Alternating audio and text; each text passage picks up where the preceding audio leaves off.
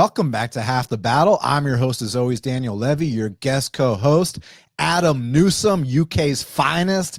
Today, we're going to talk about UFC London, Leon Edwards versus Sean Brady. And my friends, it's going down this Saturday afternoon for us, night for them.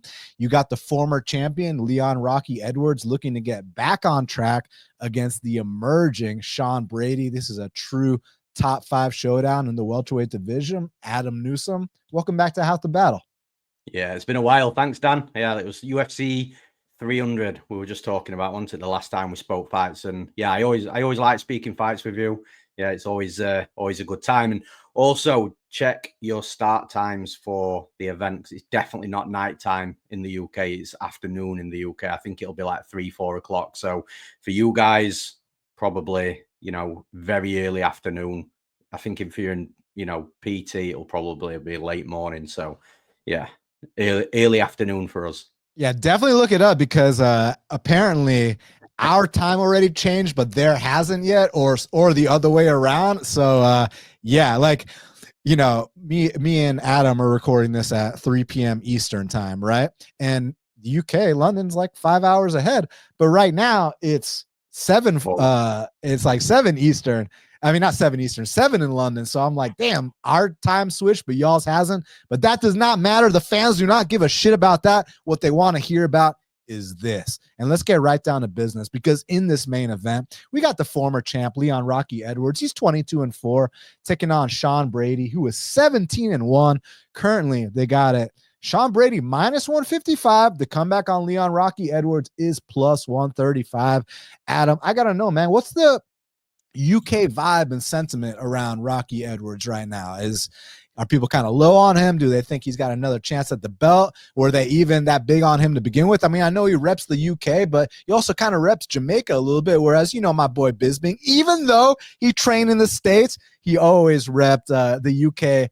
He always had that flag draped on his shoulders. What's the kind of sentiment right now surrounding Leon Edwards overseas? Yeah, look, Bisping's one of us. Don't try and take Bisping from us. Bisping's definitely one of us. But no, look, in regards to Leon Edwards, I don't really know, to be honest. Like, I think just like most fighters, you'll get split opinions. I was someone that was definitely high on Leon Edwards. I thought he should have had a title shot way before he did, which again, I'll get into a little bit later on. But I've always been super high on Leon. His rise. He beat some good fighters, and very from a UK perspective, I kind of feel like we get shit on a little bit with the wrestling and grappling, and we've got some really, really good wrestlers and grapplers from the UK. Like, and Leon was always one of those underrated guys in that respect. But I've got my opinions of where I think Leon might be at, but ultimately, like I say, I think it'll just be a split opinion. I don't think there's like some like ultra major hype on Leon like there was when he was a champion, and that's not Leon's fault. That's just what comes as a champion. You're always gonna be that superstar whilst you've got gold wrapped around your waist, and now he hasn't. It's going to be interesting to see how he rebuilds.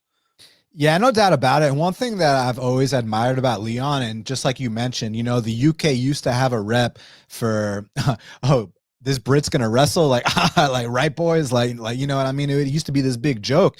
And dude, it's been a while, but on Half the Battle, we were calling Leon Edwards London's or England's premier D1 wrestler. He's not from London. England's premier D1 wrestler. You know what I'm saying? Because this is a guy, let's not even talk about his come up. Let's talk about his championship run.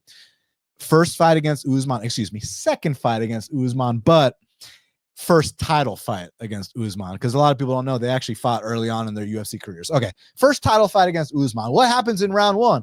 This dude, Leon Rocky Edwards, goes out there and takes down Usman in round 1 and takes his back. Eventually he gets the head kick later on, wins the belt, has the performance of his career in the rematch against Usman, and then the next fight against Colby Covington. Listen, I'm going to just call a spade a spade. That was one of the worst fights I've ever seen. Very uninspiring, but to make my point, Leon Edwards took Colby Covington down. The next fight against Bilal, yeah, another demoralizing performance. We'll talk about that in a second. But to make my point, He took Bilal's back in that fight. And the other moment he had in that fight was he was on top of Bilal dropping elbows. So it's like, and one more thing, there's a guy on this card named Gunnar Nelson. Guess what happened when Leon fought Gunnar Nelson? Dude, at first, Gunny takes him down. Then Leon's like, oh, yeah? Oh, yeah? And then he body lock takes down Gunny Nelson. So this guy can take down real grapplers. And I honestly feel like, Adam, he likes to make a point to show these guys like that I can beat you at your own game. But I think that's a very dangerous proposition here against Brady. And the reason I'm bringing that up is because it's easy to say, oh, Leon, keep this standing. Brady, take this to the ground. That's the whole dynamic. That is not the whole dynamic. Leon likes to prove points. Do you think, I mean, he did it against Kamaru. He did it against Colby. He did it against Gunny. He did it against Bilal. Do you think he's going to try to prove a point here in the grappling against Brady? It's going to be an interesting one to see exactly how it plays out. I think that with Leon, he'll always deliver a mixture of martial arts. You know, no pun intended. You know, there's always striking, and you look at most of his fights. You know, he will at some point look for a takedown, try and get the fight down to the mat. Obviously, it's 5 rounds. If there's no finish, which again, I'm kind of leaning on the side of maybe there is going to be no finish in this fight. Over 5 rounds, you've got to assume that he's going to try and take Sean Brady down. But like you said, it's a very different proposition. Like, look, the first time he fought Kamaru Usman, you know, props to him. You know, in regards to the finish, like Usman was at least what we thought was still in his prime. But then the second time he fought Usman, it kind of just like wasn't really there. There was also some rumors going around about Usman having an injury that people were finding out, you know, just a couple of hours before fight time. And then, you know, the Colby Covington fight, Colby again, you know, what we found out then was way past his prime. So Sean Brady is a fighter that is here and now. You know, he's absolutely firing on all cylinders, doing everything that he needs to do, looking great. I just feel it's, like you said, it's a very different proposition going to take Sean Brady down. And like, you listen to Paul Felder. Paul Felder says, you know, he's one of the strongest human beings that he's ever tried to move around and grapple with, which again, I think is going to play a factor as well. I think the Bilal fight was one of the best things that ever happened to Sean Brady. If you hear Sean Brady talking before the Bilal fight compared to after the Bilal fight, it truly humbled him and matured him, because you know how we talk about it all the time. No one is exempt from that first L. And the fact that this guy got so far into his career and was undefeated, and you should have heard how he was talking leading up to the Bilal fight about how, like, when am I going to get my title shot? As if it was like owed to him and this and that. And like he was in this big rush to get to the title fight. Then after the Bilal fight, man, the humility I've seen from Sean Brady. Now it's not about, you know, rushing to get the title shot. Now it's about, hey, let's really prove ourselves here in the top 5. And I feel like, you know, that bounce back fight against Gastelum, I mean, he ran through Gastelum in a way where, and Gastelum actually made 170 for that fight. So, you know, Gastelum trained his ass off for that, and Brady just walked through him like it was nothing. So it was like, okay, huge step in the right direction. But then that fight against Burns, and I get it, you know, it's a Burns past his prime, but he treated him like a Burns past his prime. And, you know, oftentimes you'll see even a guy like the great Khamzat Chimaev, he didn't want to go into Gilbert Burns's guard. You see tons of guys, they don't want to take down Gilbert Burns. This man, Sean Brady, had 0 objections to taking down Gilbert Burns. And in the process, he also landed a career best amount of strikes, way over the 100 significant strike mark. I felt like that was a huge step in the right direction for Sean Brady in terms of the pacing, right? And the thing about Leon is, man, at distance, you know, if you want to have a low output kickboxing match with Leon, you are screwed. Let's just leave it at that. But I think that Brady's pace, getting Leon on that back foot, that's imperative here. You cannot let a guy like Leon lead the dance. You have to make Leon work. One thing about Leon that I've noticed, and take this not necessarily with a grain of salt, but don't overblow what I'm saying here.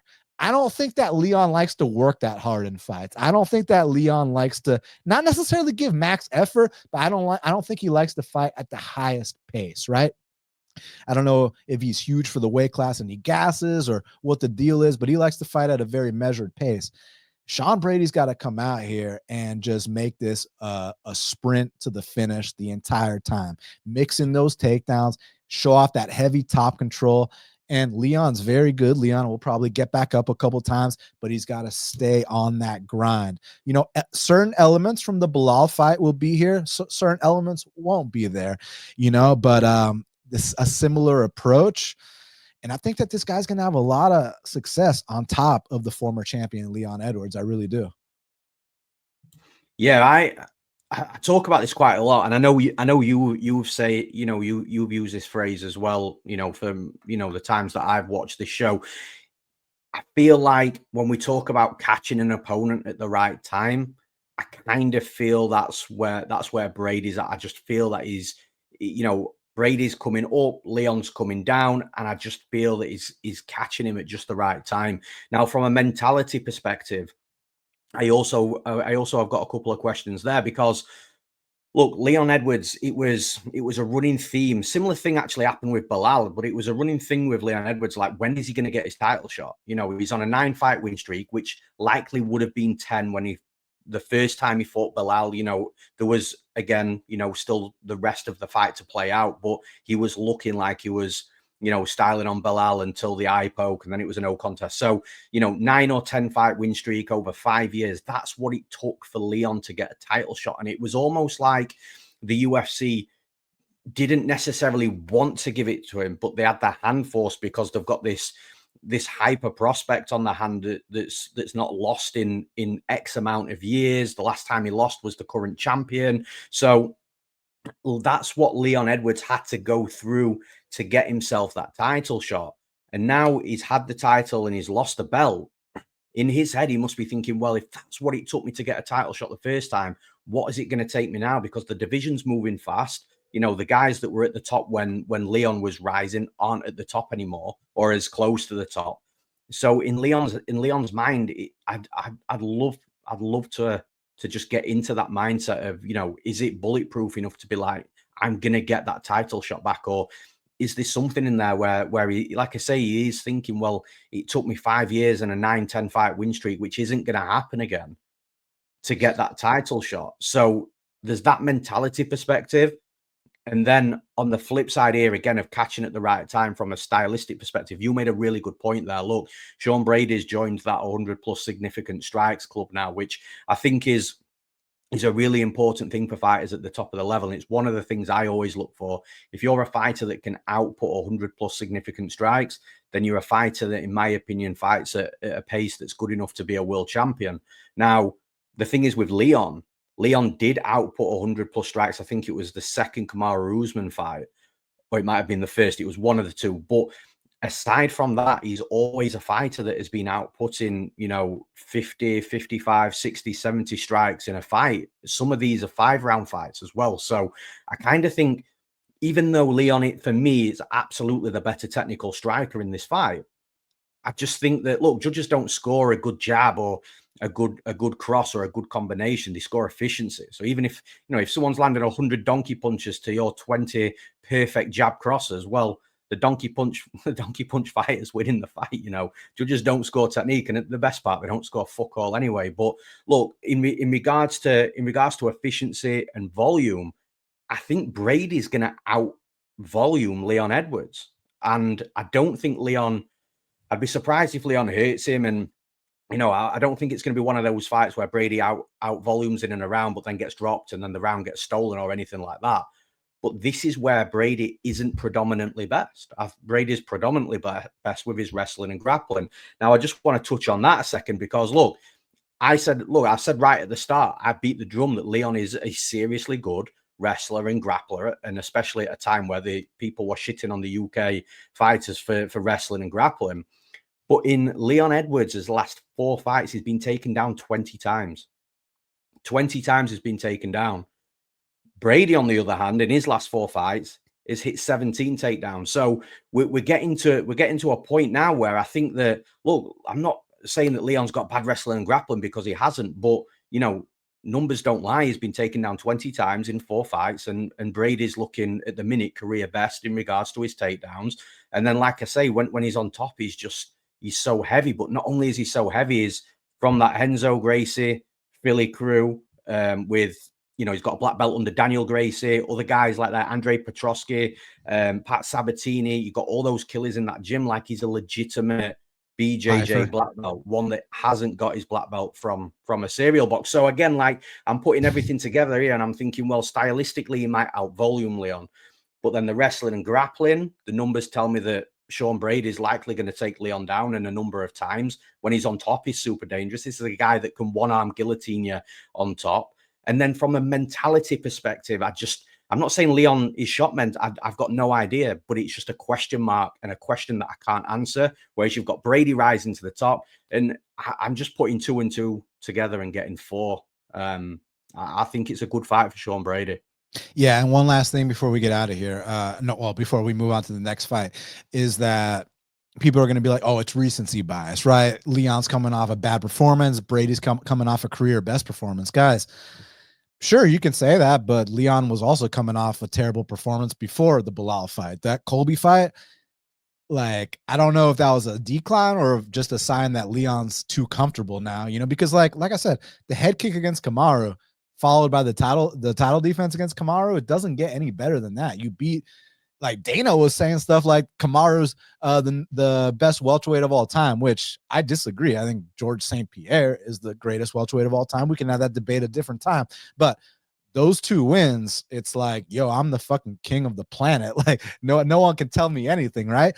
And then in the press conference with Colby was saying things that, like, you know, there's a certain honor amongst warriors, right? If you watch a fight between Machida and Mark Munoz, Machida head kicks Mark Munoz, but there was a lot of, you know, they were very friendly. They knew each other outside of it, that Machida didn't throw that follow-up punch, right?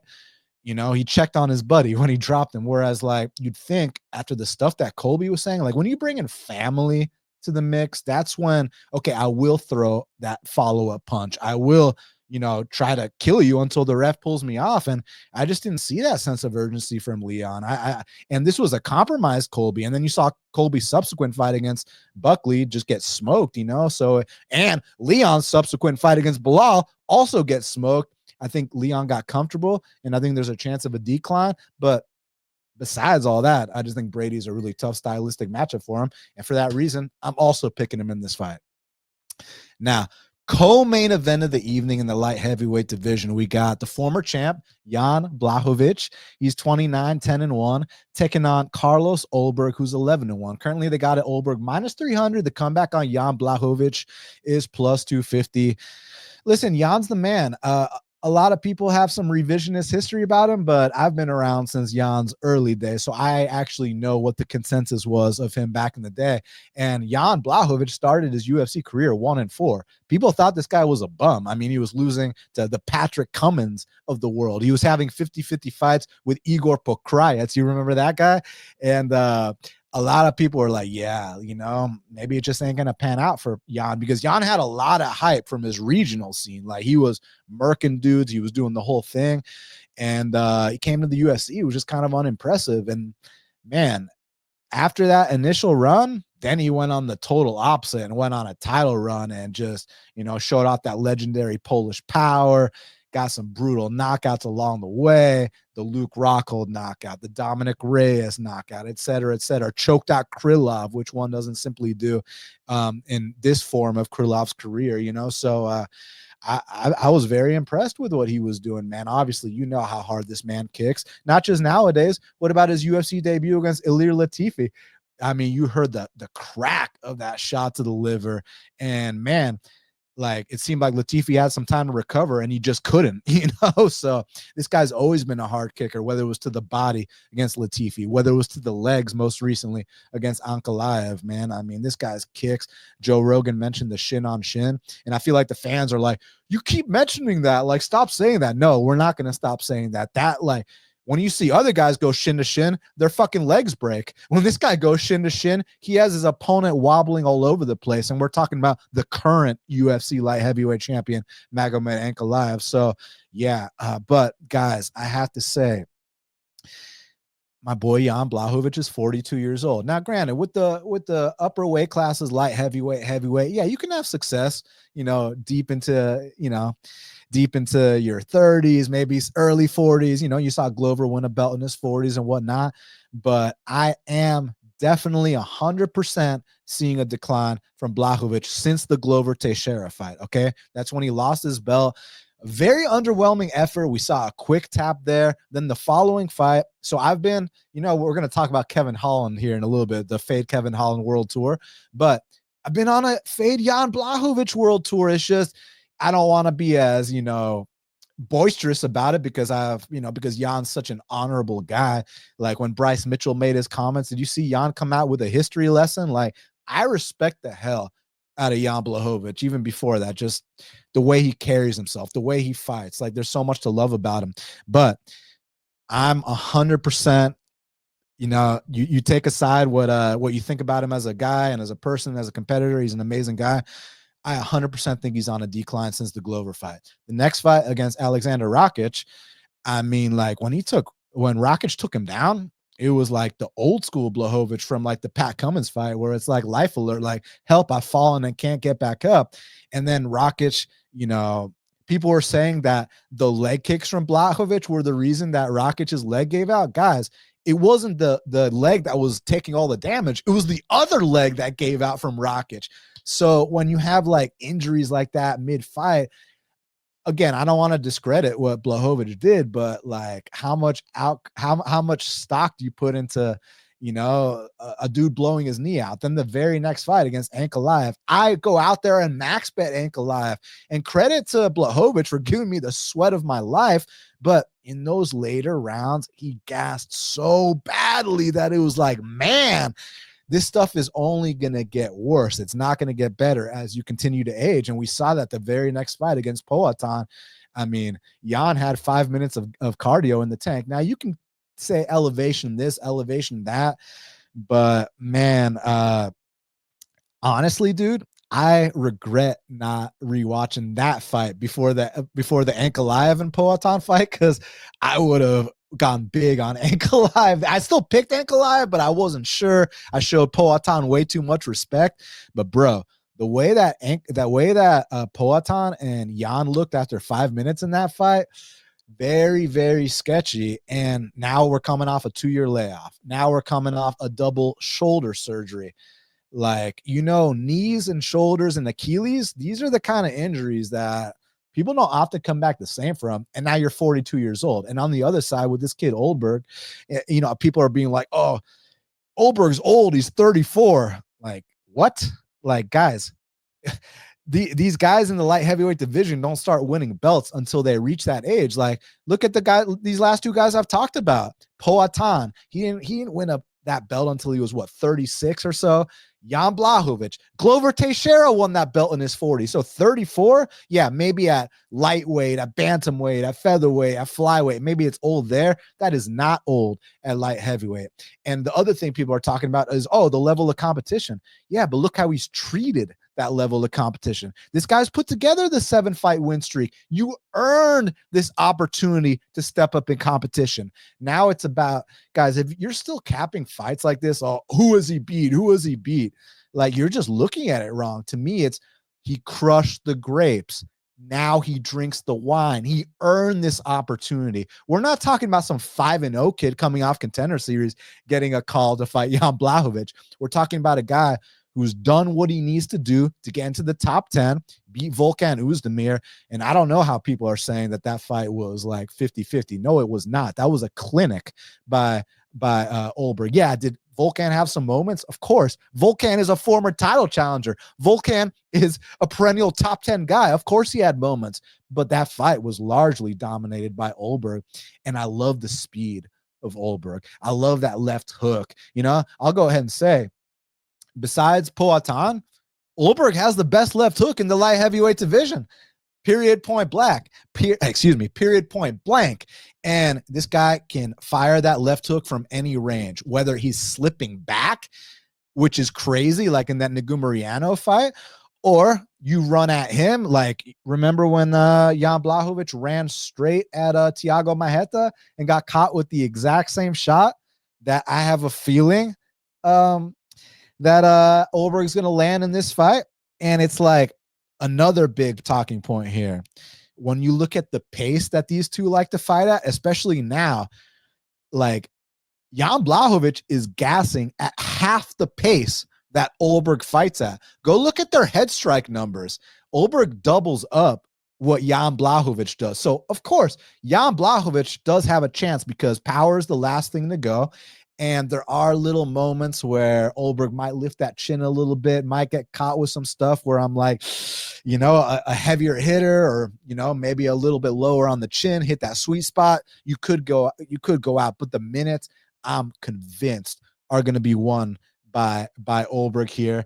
And honestly, I'm not going to be surprised if he comes out here and retires the great Jan Blachowicz. I'm going to go ahead and predict it. I think that this is Jan Blachowicz's last UFC fight. It's been an honor. Your future awaits in the UFC Hall of Fame. It's going to be emotional when you put those gloves down and give that speech. But welcome to the top 5, Carlos Ulberg. Yeah, look, I first of all, I just want to start with a couple of the points, you know, you made in your discussion with it, because look, when it comes to Jan Blachowicz, man, like I love these stories where there's a fighter that's just sort of in the middle of the division. Nobody's really, you know, no disrespect, but nobody's really paying too much attention to. Like, can you imagine, like a number of years ago, if you'd have said to somebody, Jan Blachowicz is going to be a world champion? They'd have had your section, you know, you'd have been in a hospital somewhere. But look, there's other ones as well. Like, look at Charles Dobronx Oliveira. There was a time where Oliveira was, you know, hit and miss, trading wins and losses, super inconsistent. Everybody's calling him a quitter, you know, a bit of a gas job, bit chinny. Can you imagine if you'd have told somebody when Charles Oliveira was at featherweight that he would be a lightweight world champion? When he was at featherweight, missing by 11 pounds against Ricardo Lamas, no less, right? Yeah. Again, sectioned. You'd have been in an hospital somewhere being treated. So look, I love these stories where there's this fighter that absolutely nobody gives any ounce of a chance of even becoming ranked. Never mind top 3, fighting for a title, winning the title. So yeah, look, all respect for Blachowicz. Now, the other thing that I want to talk about in a sort of a response to what you mentioned of the age at 34, I was actually talking to somebody at the gym that I own the other day, and I kind of feel like the prime, even for like lightweights, welterweights, you know, all the lower weight classes, I kind of feel like the prime now is a lot older than what it was maybe like 5 years ago. You know, there's better training, better gyms, better nutritionists, better dietitians, all that sort of stuff. And I kind of feel like slowly under the radar and silently it's been playing a big factor, because we're now seeing like guys and girls in the lower divisions priming at like 34, 35, whereas, you know, the bigger guys are now looking at like 37, 38. So anybody that's saying that's 30, and I'm not saying 34 is young because I'm 34, but anybody saying that 34 is too old, fuck you. But also, like, it's just not. It's just, I promise you, it's not. Like the prime is changing. It used to be a few years ago, 28, 29. I consider 28, 29-year-olds now, you know, if they're firing, like really firing as prospects, and that they'll get into the prime in the next 3 to 4 years. So that's just how I'm seeing it. But look, as for how this fight plays out, I'm massively high on Ulberg, and I have been for a while. Now, this is going to sound a bit contradictory to what I've just said, but I do kind of feel that this run that Ulberg's on is now or never for him, because he's not 31, 32. So what I mean by that, and how I'm not contradicting it in my head, is I don't think 34 is old now, but I think by the time he potentially gets to a title fight, it could be another 24 months, which is 2 years added on. That's then 36. If he loses that title fight, for example, at 36, does he rebuild into another title fight? I don't know. Again, the divisions move fast. So I kind of think this run that Ulberg's on right now is now or never for him. If we're talking, if we take 3 years off Ulberg and he's on this same run, then yeah, he's probably going to have a few opportunities for that belt. But I think that he might only have one. But I'm massively high on Ulberg. I fucking love this dude. The striking, slick, super quick, super agile, super mobile for a light heavyweight. Definitely one of the quickest movers. But like, my background's within striking, so I can see that intelligence that he's got within his striking. Like, he knows when to move in and move out, avoid as much danger as possible. Of course, he gets hit at time to time. He's going to, it's a fist fight. But man, like, you can see his striking fight IQ is just absolutely off the charts. And his vision, he sees things so clearly, and he sees his vision's so clear from a striking perspective that I just think that, again, maybe aside from like Alex Pereira from a pure striking perspective, is just light years ahead of everybody else in the division. I think Ulberg is a serious prospect.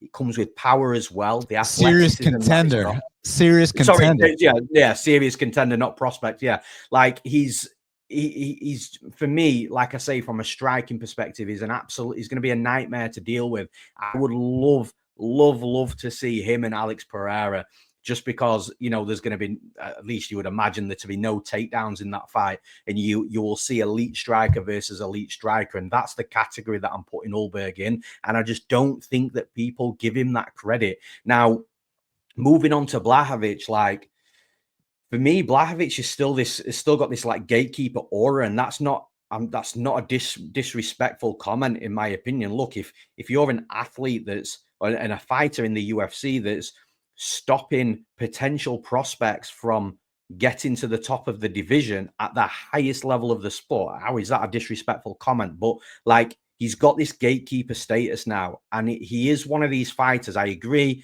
he's not the fighter he once was, and you know, he's definitely closer to the end of his career than he is to his prime, but he's still one of these tricky fighters that if you don't mind your P's and Q's, if you've not come in well prepared, he's going to absolutely stop any momentum. So, for example, if Ulberg's coming into this fight and he's thinking, look, this is going to be straightforward. This is what I'm going to do. I'm just going to strike with him, move in and out of range. You know, that's all I need to plan for, because that's all that's going to happen.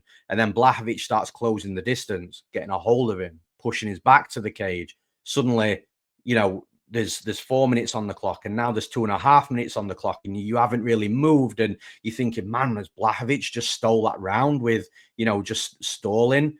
And if Ulberg's getting into a bit of a flow, and then Blachowicz, you know, crashes into him again, clinches, breaks that flow and that momentum, like, I'm not going to be overly surprised if Blachowicz has this ugly, gritty, grindy type of performance that just nullifies what Ulberg's doing. It just, like I say, Ulberg's a good mover. He's got speed and he's got power. And for Blachowicz to actually get close to Ulberg, he's got to come through the fire. And the thing is with Ulberg, when you look at his ranges, the kicking range is strong in, the boxing range is strong in. You want to go even further and try and clinch up with him. Well, his elbows, his knees, like, there is a world where I think that Blachowicz will cause Ulberg a little bit of frustration, but I don't think it's the fight that stops Ulberg from progressing even further up the division. I think that gritty, grindy type of performance, although possible, I think it's a low percentage.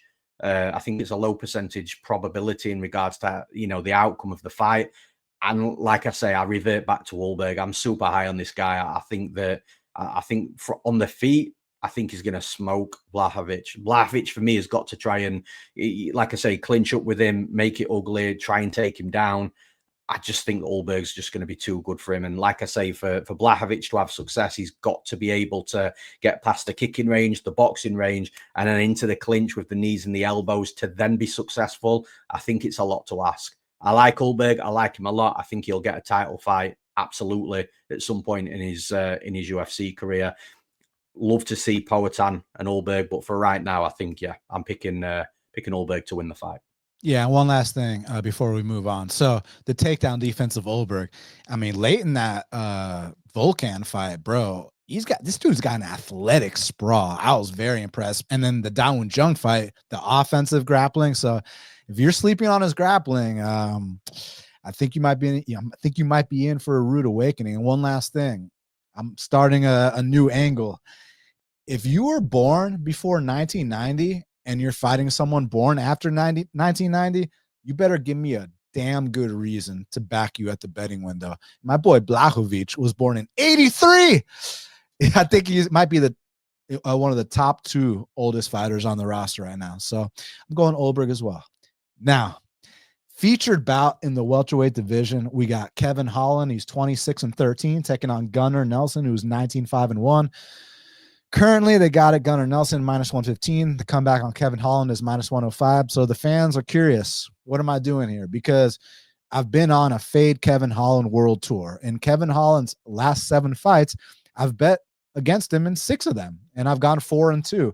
And all 6 of those fights were dog odds, right? So I've bet against him in every fight of his last 7, minus the Chiesa fight, right? I just didn't really trust Chiesa there or anything like that. But so, Ponzinibbio, dog money. Mikal, dog money. Those were the 2 that lost. Mikal still dropped him. Dolidze, dog money. Rainer de Ritter, dog money. Jack Della Maddalena, dog money. MVP, dog money, right?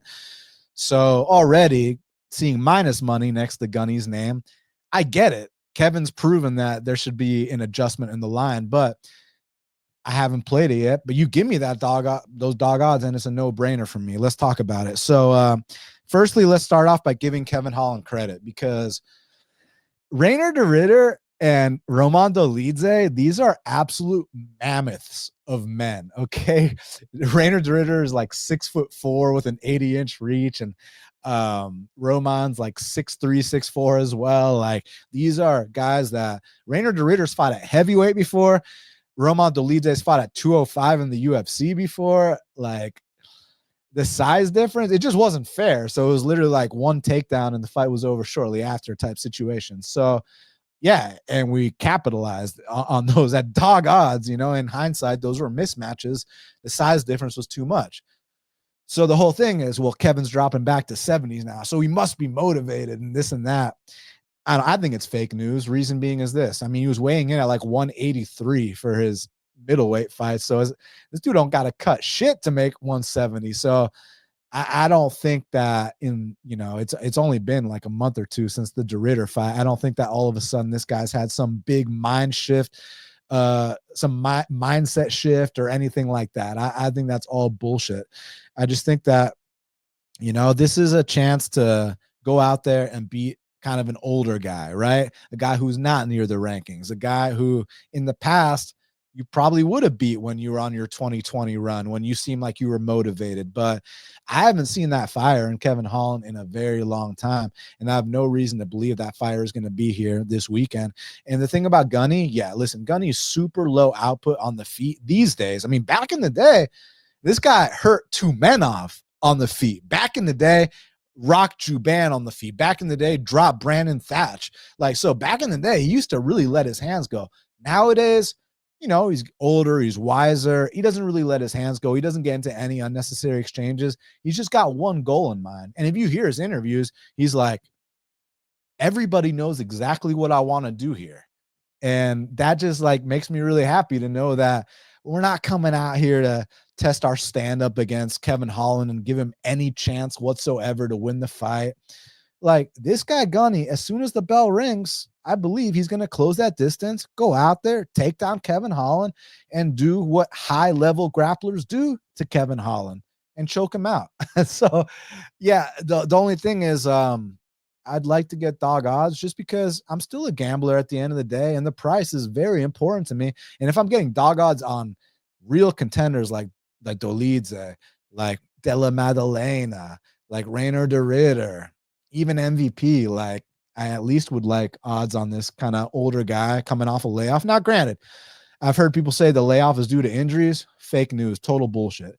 The layoff is due to this man having kids and this man focusing on his students, kind of being a coach, right? So he's been immersed in the fight game. It's not like this guy has been off getting fat and, going on benders and this and that. No, or nursing big time injuries like Jan Blachowicz. No, that's not the case at all.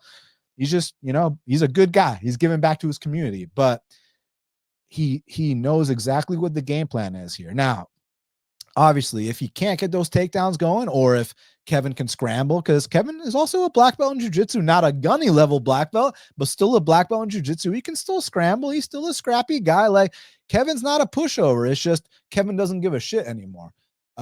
He's completely checked out mentally, but he can still scrap. And if Gunny, fights at the end of that 81-inch reach, I mean, he's hit the deck before, right? So it could happen again. But I think Gunny's smart enough to close that distance and, put Kevin in that spot where he's on his back. Now Kevin's talking off his back. Now Kevin makes no attempts to get back up. Now Gunny passes his guard. Oh, now we're on his back. And the fight could be over shortly after. But then again, I just said that if I'm going to bet on a guy that was born before 1990 against a guy that's born after 1990, I better need a good damn reason to do so. Well, the Fade Kevin Holland World Tour is a good reason to do so, but let me get plus 100. Let me get plus 105. Let me get plus 110, and then we'll make talks. But right now, I mean, who knows? Maybe tomorrow at Media Day, Kevin Holland says something that really puts me over the edge. And I mean, did you hear that Rampage podcast he did with, right before the DeRitter fight? Like where he was saying he was saying insane shit. Like he was saying, I don't even give a fuck about the fight this weekend. Like I'll go fight you right now, Rampage. And like the fight's like 3 days away. Like, bro, he made a total fool of himself. He's been making a fool out of himself for years. And it's clear. I mean, when you get 250K to show and you're not even a ranked fighter, like, do you even want to like wake up and do your runs? Like, do you even give a fuck, man? But the thing about it is Dana and them, their patience is going to wear thin. And even though he's got a good relationship with Dana and he's got, an extended leash, I guess you could say, at some point they're going to cut ties and be like, hey, bro, like you're clearly not hungry. You're taking advantage of the fact that you're getting these insane paychecks and you're not giving any effort. So there's a chance. Yeah, obviously people are saying this is the fight where Kevin Holland gets back on track. Possibly. This could also be Kevin Holland's last UFC fight. I'm going Gunnar Nelson via submission.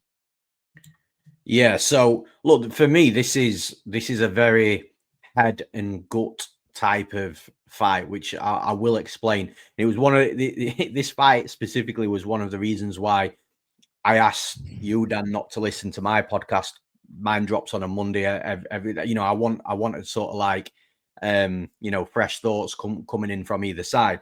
And obviously, I've not asked you of any of your picks or predictions. But look, straight away, I'm someone that's also been cashing against Kevin Holland plus money. MVP easy plus money. Roman Dolidze easy plus money. Rainier Derrida. In fact, I actually didn't bet Rainier Derrida. I had it as a recommended bet on my written breakdowns, but I missed the plus money. And just like yourself, I'm a gambler. I need that. I need that right line. I missed the plus money on Rainier Derrida. It went into a pick and then he slowly started seeping into a slight favorite. So I just passed. My value was plus 100 and I missed it. I thought it might have gone the other way. But look, we're on completely the same page. But I've just got this gut feeling that this is a trap. I can't explain how I feel like it's a trap, but I can't explain why I'm getting the gut feeling because look, from a head perspective, absolutely everything that you've just mentioned. Look, Kevin Holland has notoriously had issues in his UFC career against fighters that want to take him down and keep him down. And that's a fact, apart from the MVP bet, obviously with MVP being a striker, that's the reason why, it's always value for money when you're getting Kevin Holland. When you're betting against Kevin Holland at plus money when he's fighting a fighter that wants to take him down and keep him down, because that's where he has his issues. So with Gunnar Nelson, well, he's made a career out of being a fighter that wants to take you down and keep you down. And he's got an absolutely sick submission game. I don't think the fact that he's had a few years off or the fact that he's aged is going to have declined his submission game. If he takes you back, he's going to choke you out. Like that's just what he does. But the reason why I'm kind of feeling like this might be a trap is because we've had this plus money consistently on fighters that, pre-flop, you're thinking probably aren't at the level of Gunnar Nelson in regards to the grappling at least. But now we've had those plus money spots where, it's absolutely flown through against Kevin Holland and we've got an absolute natural grappler in Gunnar Nelson. And now, he's got a minus in front of the number instead of a plus. And I'm just kind of thinking, is this the one where everybody's just going to absolutely load up on Gunnar Nelson because that's what the analysis is telling you to do? But there's other elements of this fight that I think might be able to come into play, and that's your speed, the youthful energy of Holland, the speed, the movement, the athleticism, the fact that like I say, he's been active. Yeah, he's taken a couple of losses, but he's been consistently active, which, look, I know, like, I didn't actually know until you said there, Dan, that it wasn't injuries with Gunnar Nelson. I said on my own podcast, I've got no idea why he took a couple of years out, and it could be, you know, many different reasons. But even the fact, knowing that he hasn't taken time off through injury, you know, there's still a lot to be said for somebody that's consistently in the cage, consistently competing. There's that element of it that I'm a bit like, look, we're all supposed to, even at minus 120, minus 125, we're all supposed to go out there and bet Gunnar Nelson against Kevin Holland, because the style of Gunnar Nelson is the problematic style that Kevin Holland has struggled with historically for a number of years over so many fights. We're supposed to do that. That's what, but then, like I say, there's a few things. This is not a Roman Dolidze who's aiming towards the top of the division. This is not a Rainier Derrida that is climbing in that trajectory. This is a Gunnar Nelson that hasn't fought in a couple of years. And, you know, you look back at some of the fighters that Gunnar Nelson's last 4 wins in the UFC. Brian Barberena retired, I believe. Takashi Sato, no idea where he is. Cut, though, definitely. Alex Oliveira, Cowboy Oliveira, is getting knocked out on the regional scene. Alan Joban, he's got a desk job in the UFC. You know, it's for me, it's like there's just something. There's something in my gut that's telling me that this isn't the spot to bet Gunnar Nelson. However, with that being said, if that, and I said this on my podcast, I'm so conflicted on this fight with the head and the gut. I kind of wish Gunnar Nelson was just plus money, because it would make my job a lot easier. It is what it is. My gut's telling me one thing, my head's telling me the other. Always go with your head over your gut. And if you're getting plus money on the head side as well, then take it. So, like I say, I'm glad the line's closing up. And if Gunnar Nelson does hit that plus money, then yeah, I'm likely going to be on that side too, because that's what we're supposed to do. But I've just got this horrible gut feeling that the athleticism, speed, youthfulness of Kevin Holland is going to play a factor in this fight. Gunnar Nelson comes out before he gets the takedown. Holland starts landing a couple of hard shots. Suddenly Nelson's hurt a little bit. And then you're thinking, oh shit, is he going to get that takedown? And then he continuously gets, I don't know. Like I say, I'm really conflicted with head and gut. But like I say, you always go with your head, because that's what you're seeing, that's what you're reading, and the side that I'm going to pick is Gunnar Nelson. But again, like you, I'd have to get that plus money, because if my gut is right and it's not the shot to take Gunnar Nelson, well, at least I've got plus money on the good analysis, you know, from historical fight data. So yeah, my pick is Gunnar Nelson to win the fight. I'm going with my head. But yeah, my gut is very strange on this one. Yeah, and one last thing, Holland better be careful throwing those side kicks here, because those will get caught and he will get taken down. So he's better keep it at hands only. Watch him knock him out with a side kick to the face. Anyways, next up in the strawweight division, we got a matchup between Molly McCann, she's 14-7, taking on Alexia Thainara, who's 11-1. Currently, they got it Thainara minus 185 to come back on Molly McCann's plus 160. So, you know, seeing a debutante as a favorite over a super established UFC vet, it's always interesting to see. But McCann, listen, man, where do you think she's at? I know she's kind of fumbled a little bit or kind of mentioned retirement here and there. You know, but she's like hit or miss. Sometimes, like, dude, like her fighting against Lipsky, she looked like a female Frankie Edgar. But then, like, some fights against like Stolyarenko or even Bruna Brazil or Laura Procopio, you're kind of like, huh? Like, well, like, what's going on? But then she'll go out there and spinning back elbow 2 women in a row and knock them out cold. So she's very hit or miss, but I do think she's at the end of her career. And Alexia Thainara, although not as experienced, man, I liked a lot of what she brings to the table. She's ultra aggressive. She's well-rounded. She's got a certain confidence and aura about her, and just a willingness to go forward, be aggressive, and fight. And sometimes that's all you need, especially against someone questioning themselves. How do you see this going down?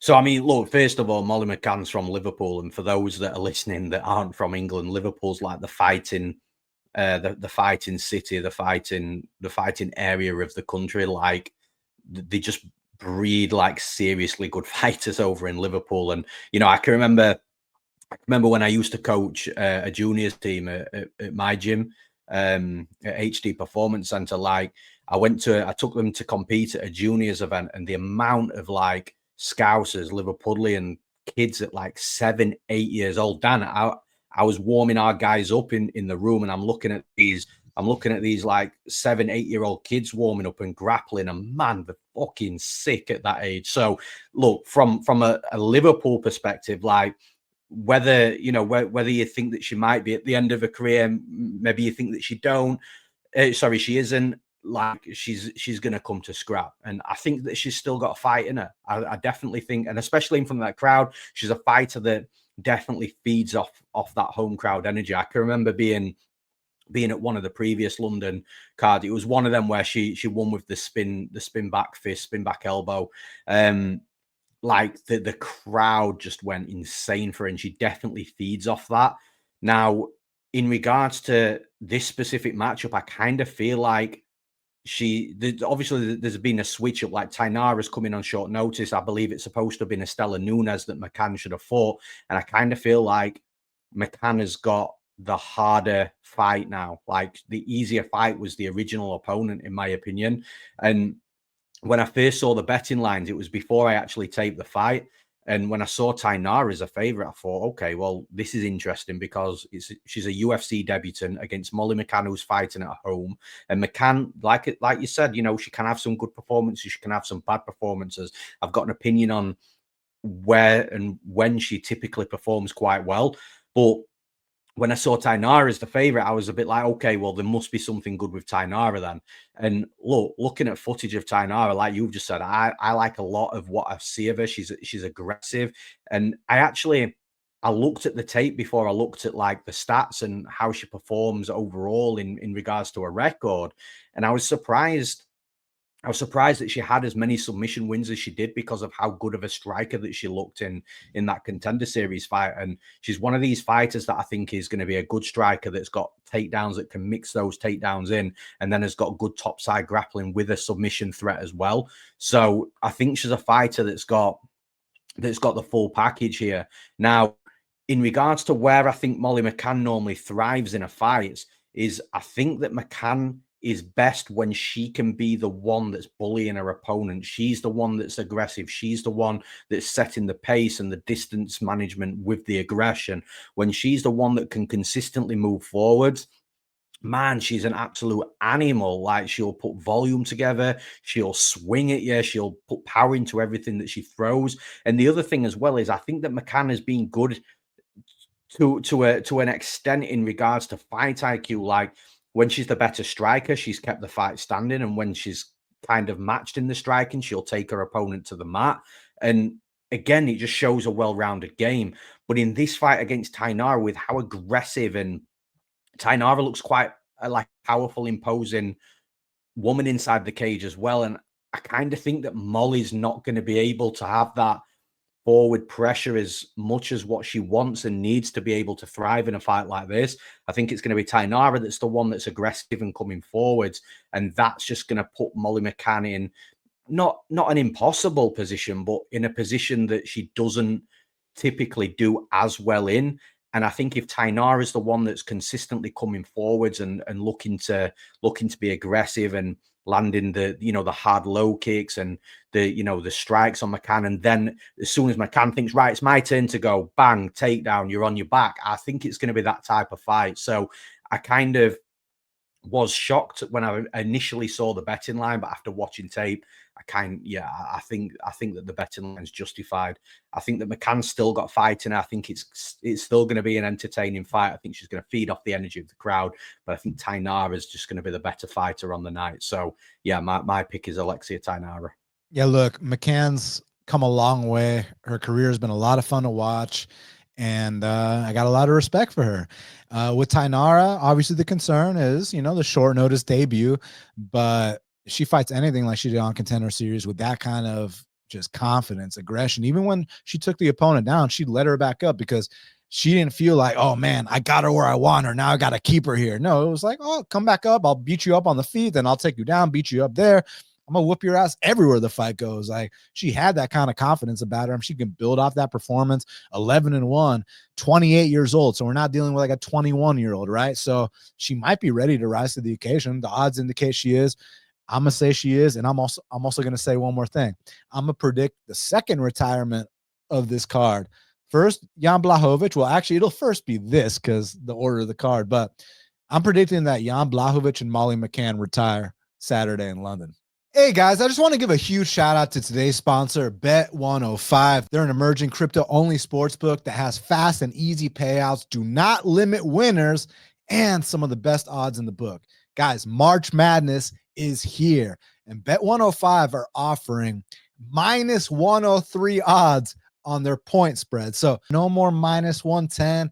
As long as you can reduce that juice as much as possible, I think minus 103 is a lot better than minus 110. So if y'all are betting those point spreads for March Madness, definitely hit up Bet105. Use my referral code, HALFTHEBATTLE. Deposit $100 and get a $50 free bet. So use that referral code, HALFTHEBATTLE. And remember, get these point spreads at minus 103. Screw that minus 110 talk. Now, of course, my favorite one that you guys have been hearing for a while is the split decision insurance. So if you've been on the wrong side of one of these splits, because I know there's been quite a few lately. How about that Francis Marshall fight? Was that not one of the biggest robberies you've ever seen in all your years watching the sport? So here's the good news. If you bet on Francis Marshall with Bet105, at least you're not going to lose all your money, okay? You're going to get 25% of it back. Now, if you win the split decision, no big deal. You get your money. It is what it is. But if you lose that split decision, if you got these incompetent you-know-whats like Chris Lee, Adelaide Bird, all these other guys, I mean, it's getting worse and worse by the day, right? The judging in the sport is a serious issue. Well, at least you'll get 25% back if you lose a split decision. So I think that's a pretty good deal. So guys, make sure y'all hit up Bet105, use my referral code, HALFTHEBATTLE, and deposit $100 and get a $50 free bet at Bet105. Use my referral code or click the link in the description so you can support Half the Battle in the process. Best of luck to y'all. Hope y'all kill March Madness as well as the UFC and anything that you like to bet on. Now let's get back to the show. Now, next up in the lightweight division, we got a matchup between Chris Duncan, repping Scotland. He's 12-2, taking on Jordan Vucenic, who's 13-3, repping England. Currently, they got a Vucenic minus 425. The comeback on Duncan is plus 325. Yeah, I know Cage Warriors, they're going to be super excited to watch this go down. What do you think is going to happen? So, look, again, like, let me go back to last week. I think it was last week. Like, the cards fly way too fast. But Myron Santos and Francis Marshall, right? Okay, I'm not gonna go there in regards to how the fight was not scored. Oh, how that was perfectly scored by the judges, you mean? Yeah, for sure. But look, if in my podcast when I spoke about that fight, the odds were so off and so wide that someone actually said to me in the comments as well, because I said it kind of spooked me a little bit because I wanted to bet Francis Marshall because that's my job, take advantage of a line that is absolutely wrong. But there was just something again in my gut that spooked me so, like, why is that line so wide? And obviously I didn't bet the fight, and I'm so glad I did because I would have lost my fucking shit having that taken away from me when I got that type of line in a fight that was a win that wasn't classified as a win because the judges do not know what they're doing. Now, the reason I bring up that is because I'm having the exact same thoughts here with Vucenic and Duncan. Bear in mind, I was one of those that bet Vucenic at plus 200 on his short notice UFC debut against Kuta Taladze, but I love Vucenic. I've watched him all through his Cage Warriors days. I really, really love and appreciate what Vucenic brings to the cage. And I've been, for those that do follow me on Twitter or X now, I don't post too much to what I used to, but I've been calling for Vucenic in the UFC for a couple of years now. He's been ready for a couple of years. But, man, coming back to this line, there's something wrong here. There's absolute, and I don't know whether it's going to be, again, I feel a bit spooked. but I feel like I might actually jump at this one. Like plus 325 for Duncan, I think is unbelievable. Like when you look at how they match up stylistically, striking wise, I think Vucenic might be the slightly better technical striker, like slightly more clean, but Duncan's the one with the power and he's super aggressive as well. And Vucenic has been in fights where he's been cut, he's been busted up, he's been hit too much, and he's ended up losing the fight because of that. Like he's been in some seriously sick fights as well. But Duncan is that type of fighter that is going to come forward, be aggressive, and land on you. Then when you look at the wrestling, like I think Duncan's wrestling's better. Like straight wrestling, I think Duncan's the better wrestler. The grappling is where it starts getting a little bit different. I think Vucenic's the better raw grappler from a jiu-jitsu perspective. But if Duncan's the better wrestler and he's the one that's on top, I think he's not going to get caught with an armbar or a triangle. At least you'd hope not at this level against Vucenic. I think that Duncan's the more likely fighter to be on top. And if he's the one that's on top, look, if Vucenic gets on top of Duncan, I think that's where the line's going to look how it is right now. But man, like if Duncan was like plus 150, plus 140, I'd be sat here thinking, okay, I understand. Like I'm not going to argue with Vucenic being a favorite, but I mean, you've got it there at plus 325. Like I didn't realize it was plus 325. I thought it was like plus 280, plus 2. It's ridiculous. The fact that you're getting 3-1 on Duncan winning this fight in a fight that I think is going to be super close. It's going to be super volatile. Both fighters are going to be swinging at each other. And the other thing as well is I kind of feel like Duncan's making some really good improvements and strides in his career at American top team, specifically with the likes of Grant Dawson. I've got a funny feeling when all's said and done with Grant Dawson in his professional career competing and fighting, I think he's going to be a really, really good coach. And it wouldn't surprise me if American top team took him on as a coach at some point in the future. I think that Duncan having Grant Dawson is the perfect fighter to prepare him for like 95% of these fights in this division. So I just think it's going to be close. I think it's going to be competitive. I think it's going to be volatile. And the other thing that I'm going to do as well, this is the only fight I'm going to do it for. I was really interested as well. So with MMA Play 365, we've got Bayes AI, which is our UFC prediction software using Bayesian algorithms. It's machine learning and grows over the years. We've got statistical data to prove that as well. So I'm always a week ahead in front of my tape before we get the predictions. So I've already done my research before I get any of the predictions. So I'm always like super intrigued to see where the AI is predicting, to see if it agrees with me. If it doesn't agree with me, more often than not, when I go head to head with it, it fucking smokes me, which is annoying because I'm losing money because of that. But I was super intrigued. Now the AI, I'm looking at it now, has got Chris Duncan at 55.25% as a very, very slight favorite. So the AI is thinking that Duncan should be the slight favorite. I kind of think that, look, I'd be okay if Vucenic was the slight favorite, but the current line, man, at like plus 325, I think is just fucking ridiculous. But it's that bad that it's got me Francis Marshall spooked. So, look, I'm going to take the flyer on Duncan. Like, I think it's a close and competitive fight, and at that line, a straight pick and prediction, I'm going to pick Duncan, but like I say, it is purely based on a fight that I think is going to be super close, that we've just got a stupidly large favorite. And I don't see any real justification pre-fight of why it's that wide. Man, it's funny. We're on the opposite here in terms of our takes. I actually don't think it's going to be a close fight. Dude, Vucenic is serious. Like pre-UFC, beat Paul Hughes, went 5 hard with Morgan Charrieire and won, lost the rematch to Hughes, which was a great fight too. So like he's already had real experience outside the UFC, comes in the UFC against Guram. We'll talk about Guram early on in the card. And man, like he almost got a first round knockout, and like that fight literally came down to one scramble, and it was like a short notice appearance, and his stand-up just looks so much better than it has in the past. And the thing about Duncan, I love watching Duncan fight. I mean, you go out there and you're a brawler, you're exciting. He's from Scotland, he's got a lot of pride. I'm a fan of his, and like you said, you went to ATT, got outside his comfort zone, and just some of my sources on the inside over there in Florida told me that Chris Duncan's laid a couple people out stiff in the gym in the lead up to this camp, including one with a head kick. So, Chris Duncan's been putting in work, man. But my issue here is I think he's way too slow. I think he's way too hittable, which have been issues that have plagued him throughout his entire career. Yes, his grappling has gotten a lot better, but I think Vucenic is a better grappler than him. Then there's the talk of the calf kicks and this and that. Man, I just think that Vucenic is way too fast for Duncan on the feet.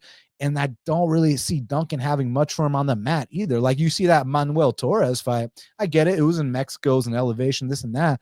But Manuel Torres, those takedowns he was hitting on Chris Duncan weren't, by the book takedowns. Those were just brute strength takedowns. And, you're getting taken down by stuff like that. What's going to happen when a real, processed grappler gets a hold of you, man? And I don't think it's going to be a close fight, personally. I think Vucenic is going to make a statement and actually possibly finish him, knockout or submission. So it should be interesting. This is good. You think it's going to be close? You think it's dog or pass? I think. Do you think Vucenic is going to cover -425? Because that for me, that's the bottom line of this. Like, I'm not going to disagree with anybody that thinks that Vucenic's going to win this fight. My pick and prediction. No, I got you. I got you. Yes, because I think he's going to finish Duncan. Like, I don't think it's going to be like a split decision type fight, but that doesn't mean I'm right. It could be a split decision type fight. It could be this war. I just see on the feet, speed advantage, cleaner strikes from Vucenic, and on the mat, I see a big advantage there too. I just think he's a better fighter, straight up. So I think he's going to finish Chris Duncan. But let's see. Let's see. I could be wrong. Listen, I like this. The last podcast that I guested on, weirdly, we picked every single fight, and it was shit. It was boring, man. It was like, I agree. Yeah, I agree. Yeah, I agree. So yeah, look, I like this. Let's see how it unfolds. Let's see. Now, next up in the featherweight division, we got a match between Nathaniel Wood. He's 20-6, taking on Morgan Charrieire, who's 20-10-1. Currently, they got it Morgan Charrieire -150. The comeback on Nathaniel Woods +130. I gotta keep it a buck. Look, man, I do respect Morgan Charrieire a lot. He's got so much experience outside the UFC. Been in there with some real guys, like we said, Vucenic, et cetera, et cetera. But man, I think he's kind of overrated, bro. I don't know what it is, but I think he's massively overrated. I feel like anytime this guy's been a decision, shit gets sketchy. And like his volume is way too low. Now, obviously he's physical, he's experienced, he's got a lot going for him. So there's a lot to like. But the thing about it is Nathaniel Wood is also experienced. I think Nathaniel Wood is way more skilled than Morgan Charrieire. And I think that Nathaniel Wood fights at twice the pace that Morgan Charrieire fights at. It's just, what Nathaniel Wood's big issue is?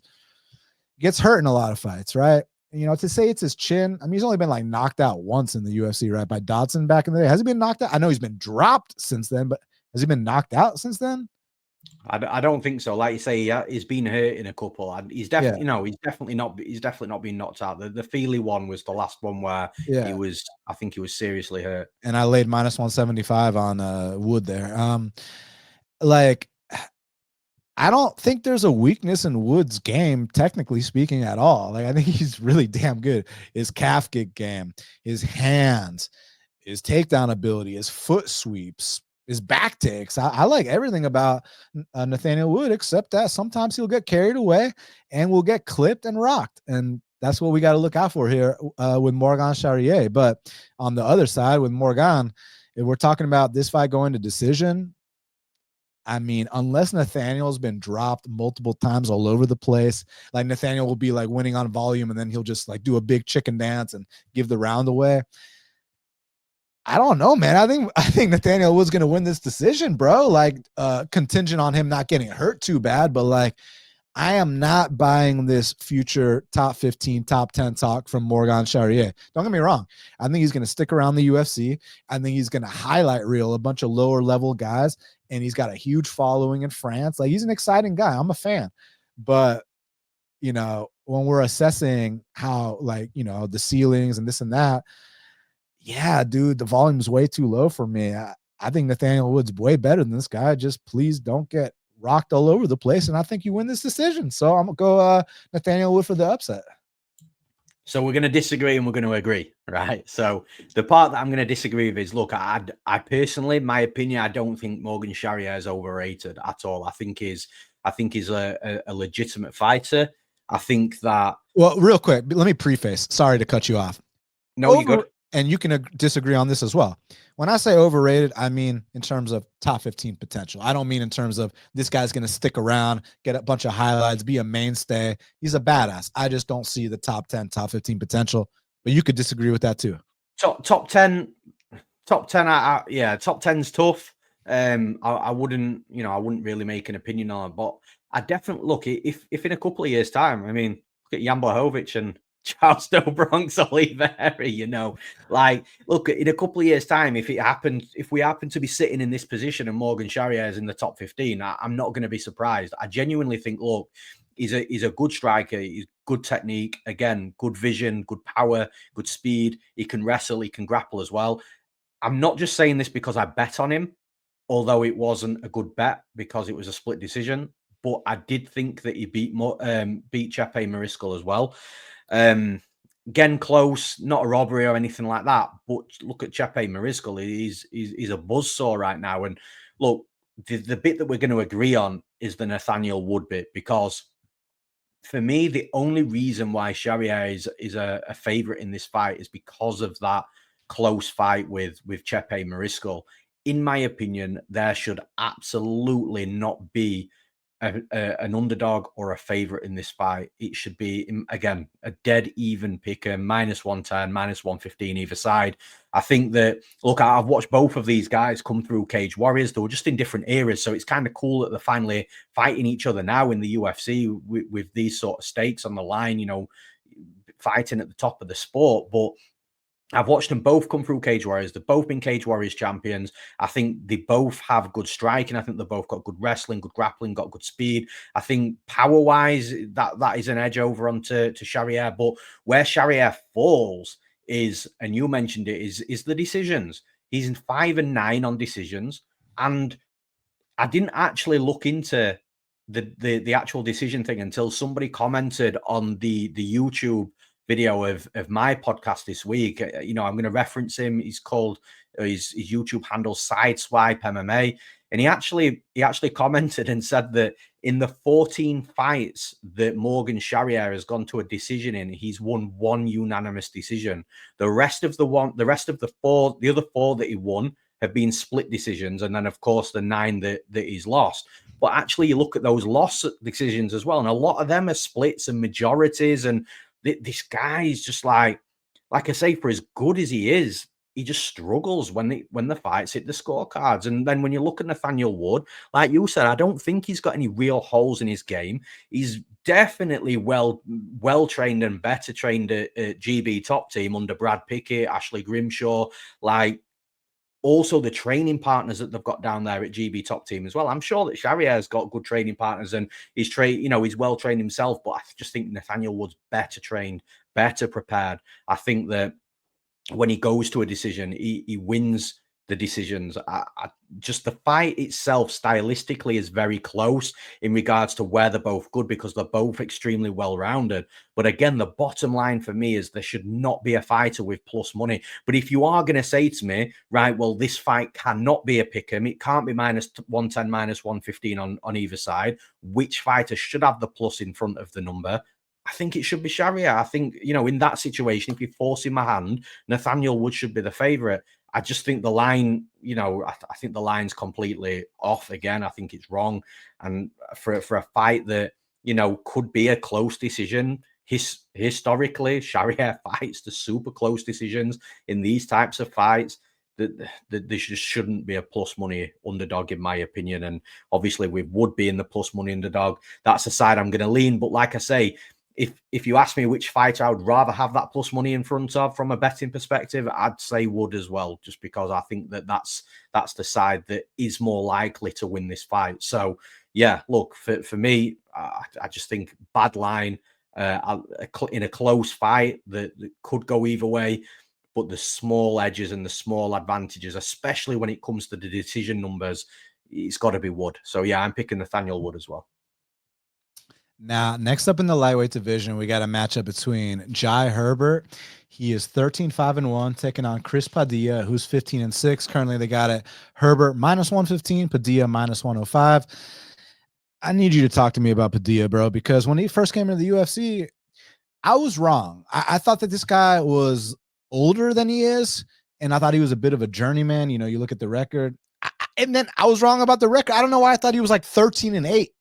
15-6 ain't so bad, but no, but like I was just completely wrong about this guy. I think he lost some decisions that he should have won on his regionals, and certain things happened. But like, listen, man, the volume's a little bit on the lower side, but he's got these vet tactics that I like. Like he's got these little sneaky things he does, and also people talk about the elbow that cut Zhu wrong, bro. That one was great, but there was one elbow they had in the clinch, and he throws like a 12-6 elbow on him while they were standing. I was like, yo, like your fight IQ and your just recognition of space and, you know, openings and stuff like that to know to go for that in that spot. There's a lot to like about this kid. But with Jai Herbert, this is a guy. You talk about paying your dues, you talk about Jai Herbert, man. I mean, this guy had a long career outside the UFC, long career in the UFC, overcome major adversity. I mean, he got fed to the wolves off the bat, man. We're talking Francisco Trinaldo. For y'all that don't know about him, I mean, he was a former top 15 guy who had a long career, deep into, not deep, but like into his 40s. He was still doing shit in the UFC, man. That's a serious out. And then the other guy to really hurt him, Ilia Topuria, the current, you know, in my opinion, pound for pound, best fighter on planet Earth. And Jai had a nice moment early on too. So since then, man, I feel like Jai's been on a roll, bro. Arguably beat Ludovic Klein. You see the kind of form Ludovic Klein is in. Listen, let me jump in on that one because that one's still fucking sore for me. Because the only like I bet Jai Herbert in that fight at like +165 or something. Fucking beautiful bet. And it was actually the referee that took that one because you remember it was the eye poke. And look, no, it was a knee to the hip. Oh, I thought it was the eye. I thought it was the eye poke. There was an eye poke though as well, right? Yeah. So Herbert knees Klein to the hip, and the guy takes a point without a warning. Right. Okay. He called it a low blow, which was like, yeah. Okay. Well, it wasn't even a low blow. Yeah, but it's not just that. Like it was how fast that they deducted the point from him. Like, look, I'm all about doing whatever the fuck you want in this sport. It's the same with the judges. Score the fights however you like, but just make sure every fight is scored in that way. So I know that how you're going to score it. Same with the point deductions. If he takes a point for a foul, fine. He's probably already been warned in the back anyway. No problem at all with it. The problem is 99 times out of 100, that point isn't taken in that fight. And it fucking cost Jai Herbert a win. And it cost me money. So, yeah, I'm pissed off with that. But sorry. No, you're good. You know, go ahead and take this one over because, like we said, Jai Herbert, you know, he's tall, he's long, he's got like a 77 to 78 inch reach. The issue I have, let's talk about it. When you're born before 1990, you're fighting a guy born after 1990. Give me a good reason to bet him here because I've been looking to fade. One of my favorite pastimes is losing money fading Chris Padilla in UFC fights. But Jai's been doing his thing. But at some point, you know, 37, 38, there's going to be a drop off out of nowhere. But I also want to say, I don't think he's as chinny as people think. Don't get me wrong. He's been hurt in plenty of fights. He's been knocked out. But it's also a thing where, like, this guy's nickname is the Black Country Banger, and he used to bang in his fights. Now he's become he's got a little bit more of that Leon Edwards style, not granted from the orthodox stance, not southpaw, but kind of plays it a little bit more safe, point fighting, and he's damn good. He's really damn good. Padilla, he's better than I thought. Is he good enough to win this fight? Yeah, so look, I completely feel you in regards to, you know, you were wrong about him. You know, came in, potentially thought he was brought in to service a job, and you know, maybe a little bit older than what he is. But I kind of think you get that. I'm pretty sure that Padilla was brought in for a short notice replacement at the UFC Apex, and it's those events where someone gets brought in that you, again, just for me anyway, but it sounds like you run off the same motor as well. They automatically think, okay, yeah, guy that's just been brought in because they've got to fill the spot, and there was probably no one else available, maybe a little bit older than you like. maybe potentially not UFC caliber. And they kind of all fall into that category, at least in my head anyway, until you actually, see them fight at that level in the UFC. And Padilla was definitely one of those types of fighters for me. So I agree. I had those same thoughts. He's got some really good qualities about him. I think he's 25 years old for a start, so super young. 28. Oh, is he 28? Padilla, I don't know where I'm looking, but okay. So I thought he was younger, but look, it's still at 28, still young enough. 29. I just double checked 29, but still right. younger than I thought. I thought he was like 33.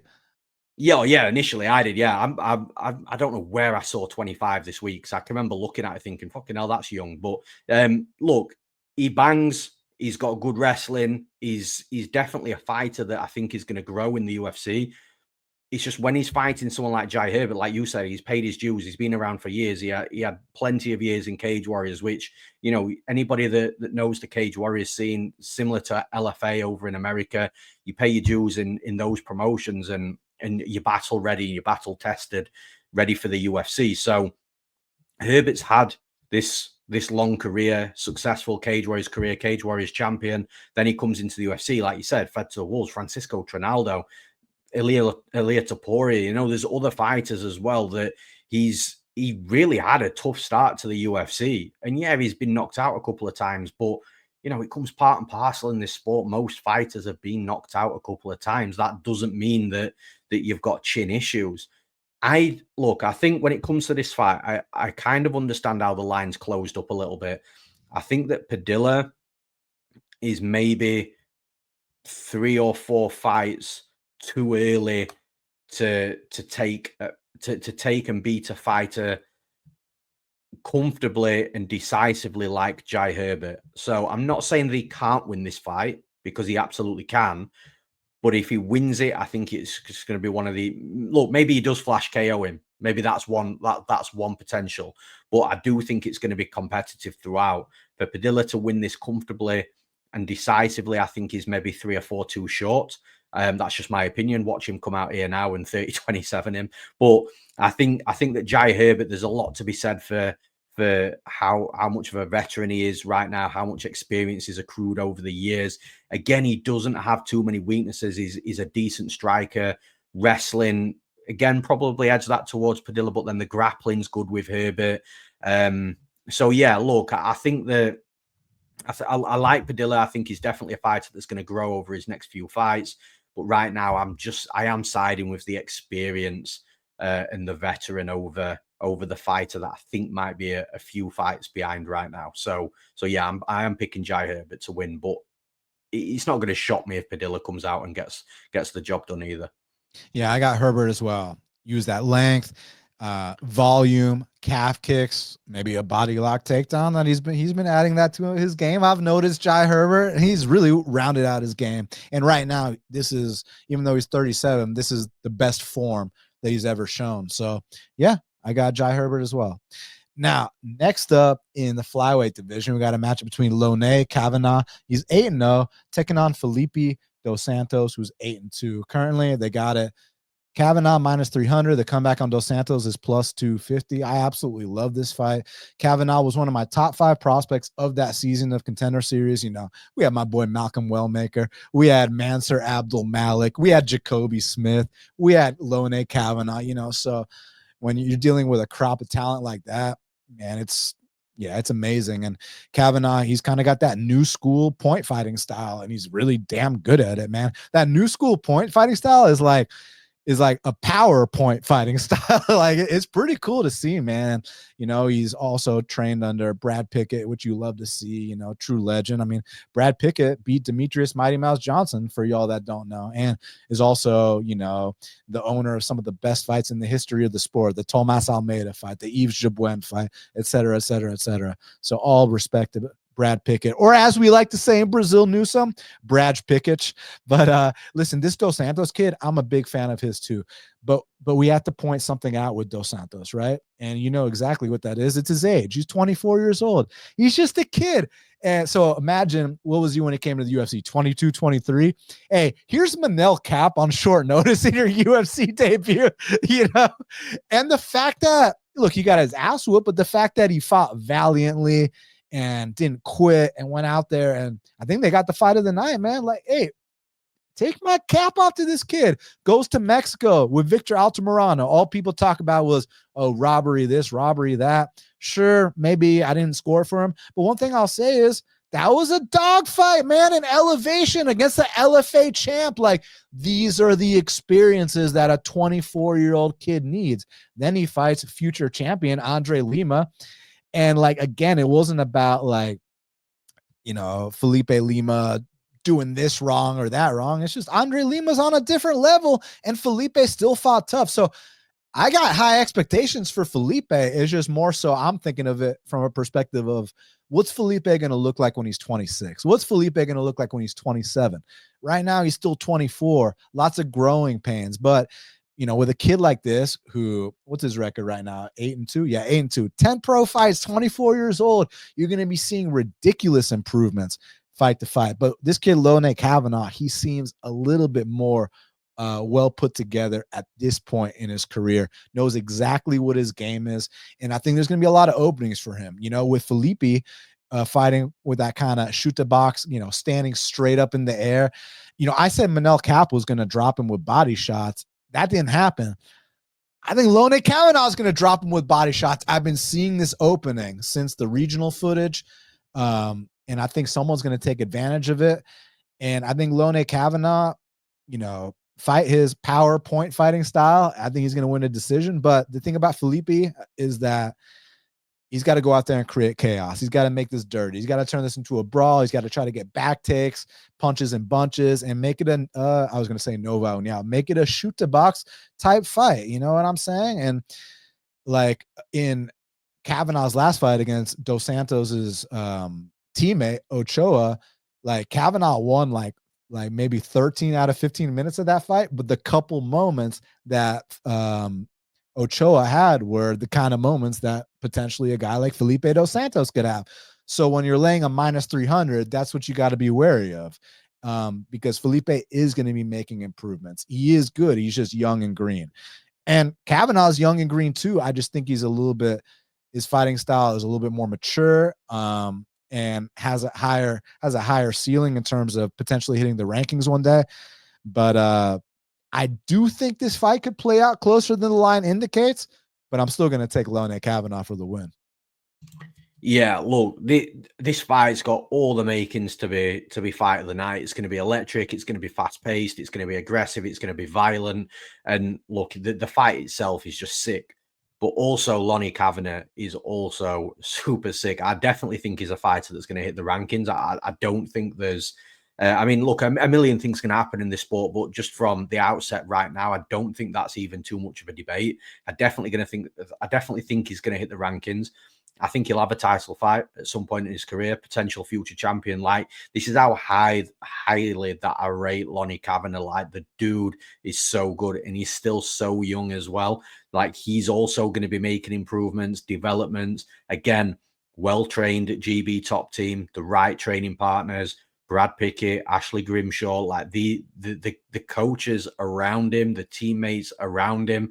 He's going to be going or progressing and improving rapidly at a rapid rate. Now, like you mentioned, he did have some moments in his last fight against Ochoa where, you know, towards the end of the fight, but I kind of feel like you can give him a pass for that. It's a UFC debut, no fucking easy UFC debut as well. Like, I know Lone Kavanagh was the name coming in, but Ochoa is as game as they come. And I'll tell you right now, Ochoa is going to smash a load of people in the UFC as well. And for Lonnie to look as good as what he did, I think, look, he had a couple of minutes at the end of the fight where he probably did fade a little bit, but UFC debut jitters, fighting somebody that's also a fucking savage, that's not going absolutely anywhere. You're hitting him with the hardest that you've got, and they're still coming forwards. You know, he just has that, you know, it's in that blood, it's in Ochoa's blood to be that way and fight that way. Like, that wasn't an easy fight. So I think you can give Lonnie a pass for that.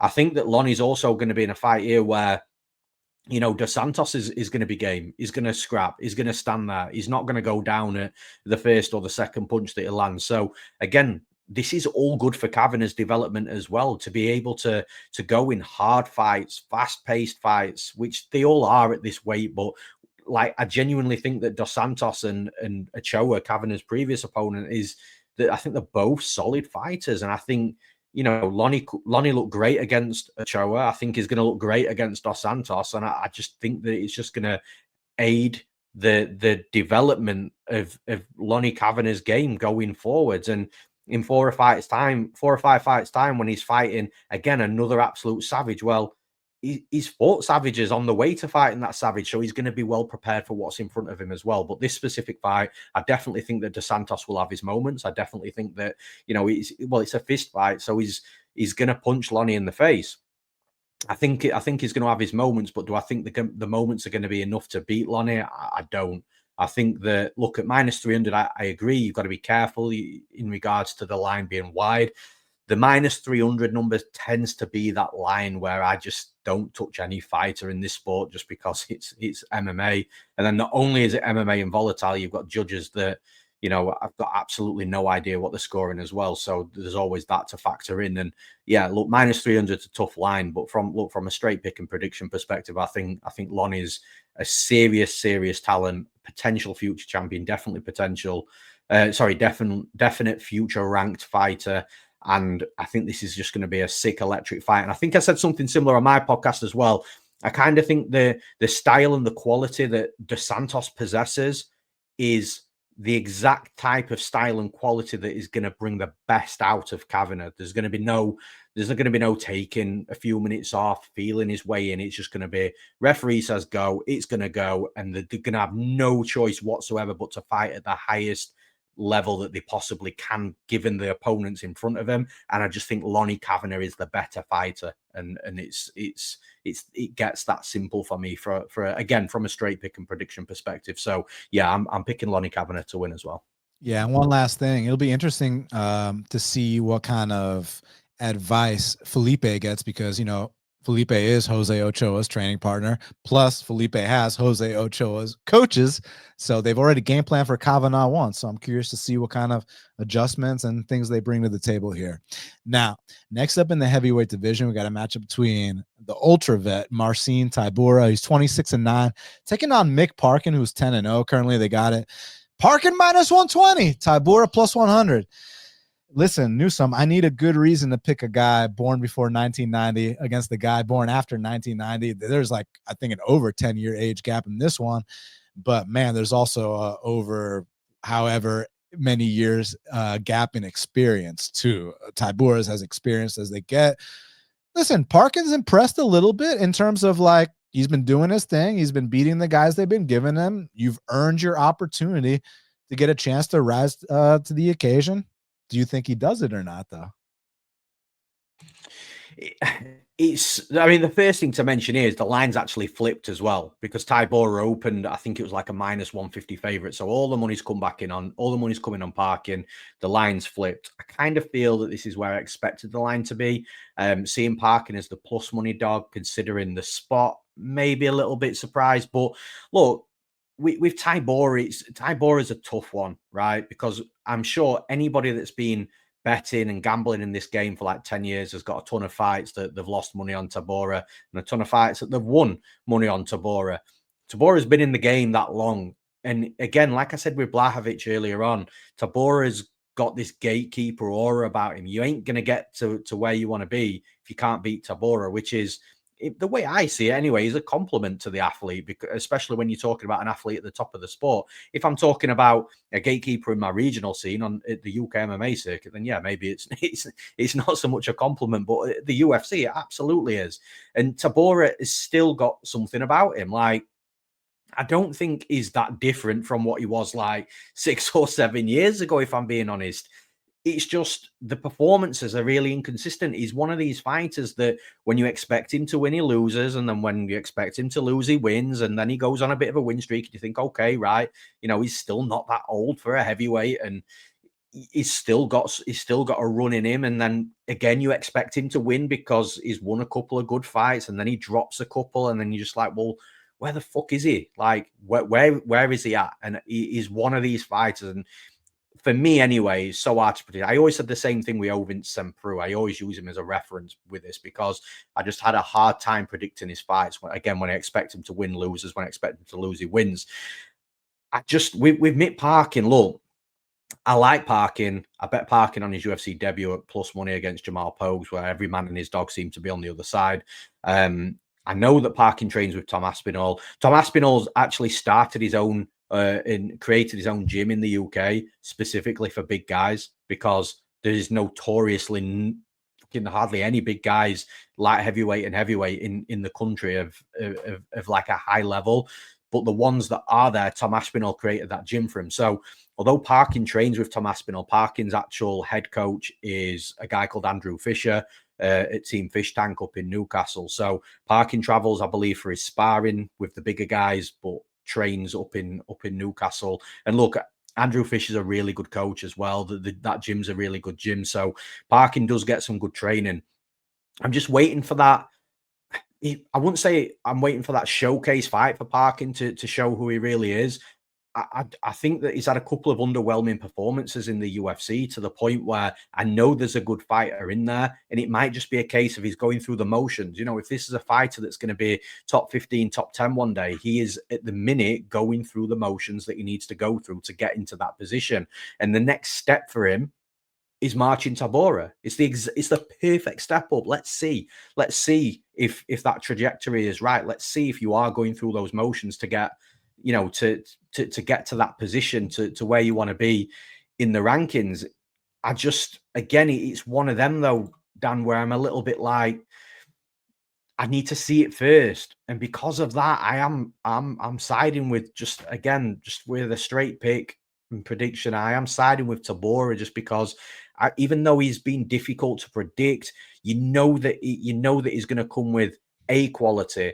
It's just when Tybura is dropping these fights, he is dropping fights against guys that we know are up in and around, you know, higher than him in the rankings and in the division, if you like. Whereas Parkin, I think that Parkin is going to be where he wants to be. I think he's going through the motions, but until I see it, I'm just having a hard time to sit here and say he is going to beat Marcin Tybura because, again, the couple of performances that have been underwhelming, the Muhammad Usman performance, I actually think, look, I bet Muhammad Usman in that fight. One low kick at the end of that fight, one hard low kick from Parkin won him that fight, in my opinion, because the rounds were that close. There was just nothing. I think it was like 1-1 going into the third, something like that. And there was nothing really happening too massively in that third round. And then bang, there was the hard low kick, sounded vicious in the apex. And I was like, that's it.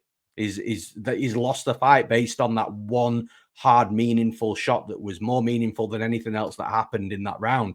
So I was underwhelmed by that. The Kyle Mercado fight, a little underwhelmed by that as well.